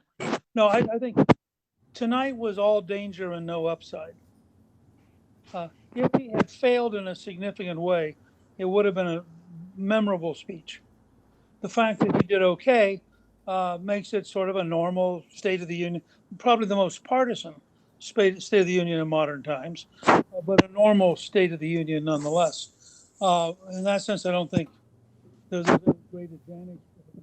I think the one challenge, I saw Britt say this on Fox a few minutes ago, and I don't know that I fully agree, but Hume said basically he came across as an angry old man. And I think to the degree that Biden does come across, and that again may be just among partisans. I mean, it may be on the left that he's seen as a wonderful, positive figure. But I think that's probably worth exploring some. But in some places, the language, for example, at the very end, was almost purely Reagan. And whether he could carry that off, I don't know. I do want to cite, just because it struck me watching how partisan this was, the greatest re-election speech in American history, launching a campaign, is Abraham Lincoln at Gettysburg. Because if you actually go back and reread the Gettysburg Address and realize this is actually a re-election speech, and he is saying brilliantly, if you're willing to allow these men to have died in vain, you can be for my opponent. But if in fact you want to honor their deaths, I'm the only guy around. Now, he doesn't say that, but when you read the speech and realize he did understand that was the moment where he was launching his campaign. There was none of that, at least to me as a partisan, there was none of that historic reaching beyond ourselves in the Biden speech. It's a very classic left-wing Democratic speech. Let's raise taxes on corporations. I'm going to give pay raises to teachers. All of us ought to be in this together. And by the way, if only you guys had been nice to me, we wouldn't have an immigration problem, which I think almost no American believes. So his underlying argument isn't with me. His underlying argument is with, as you pointed out several times, Mark, is with Nate Cohn and the New York Times analysis. And if he can't break out of that, he'll just plain lose the election. Right. I want to let Liam and Kevin go ask their wives what they thought of Katie Britt. So let's finish. I want to go around. If you ran the New York Times, each of you will answer, and you were in good faith trying to write an honest headline about the event tonight, but about President Biden's speech, what was the headline be? Amy, you first. What's the headline? The headline for, I'm sorry, you For the broke New York up. Times. New York Times story about the Biden speech. I think they would say that he hit the right notes and that it was a political speech intended to be a political speech in an election year, and he galvanized his base. Okay, Mark Katz. Hoping that Sleepy Joe shows up, GOP listens to Feisty Joe. That's good. That's creative. Kevin. Yeah, I'd say in fiery political speech, Trump. I'm sorry, in fiery political speech, Biden. Energizes Democrats and draws sharp contrast with Trump and congressional Republicans. That's a 5-columner and excellent. Liam. You muted? Did we mute you by accident? All right, we'll try to get Liam. There you go. Unmute you. Go ahead. And all that for build up. I don't even have a good one, but I think Biden quiets the murmurs. I think that's the real key. Is he stepped up to the moment. He didn't hit a home run. He got on base. That's the key. Yep. Mr. Speaker. Biden launches a re-election campaign with courageous statement of obvious truths. Huh. All right. I want to thank all 5 of you and everyone who joined. I'm going to let everybody go. I know there's some folks who have questions, but I want to let everybody get some rest, and we'll reconvene soon. Thank you again to Speaker Gingrich and Mark and Kevin and Amy and Liam and others who participated. And we'll see how everybody reviews the speech tomorrow, including the speech by Vice President Britt. Thank you all. Really enjoyed it. Good night.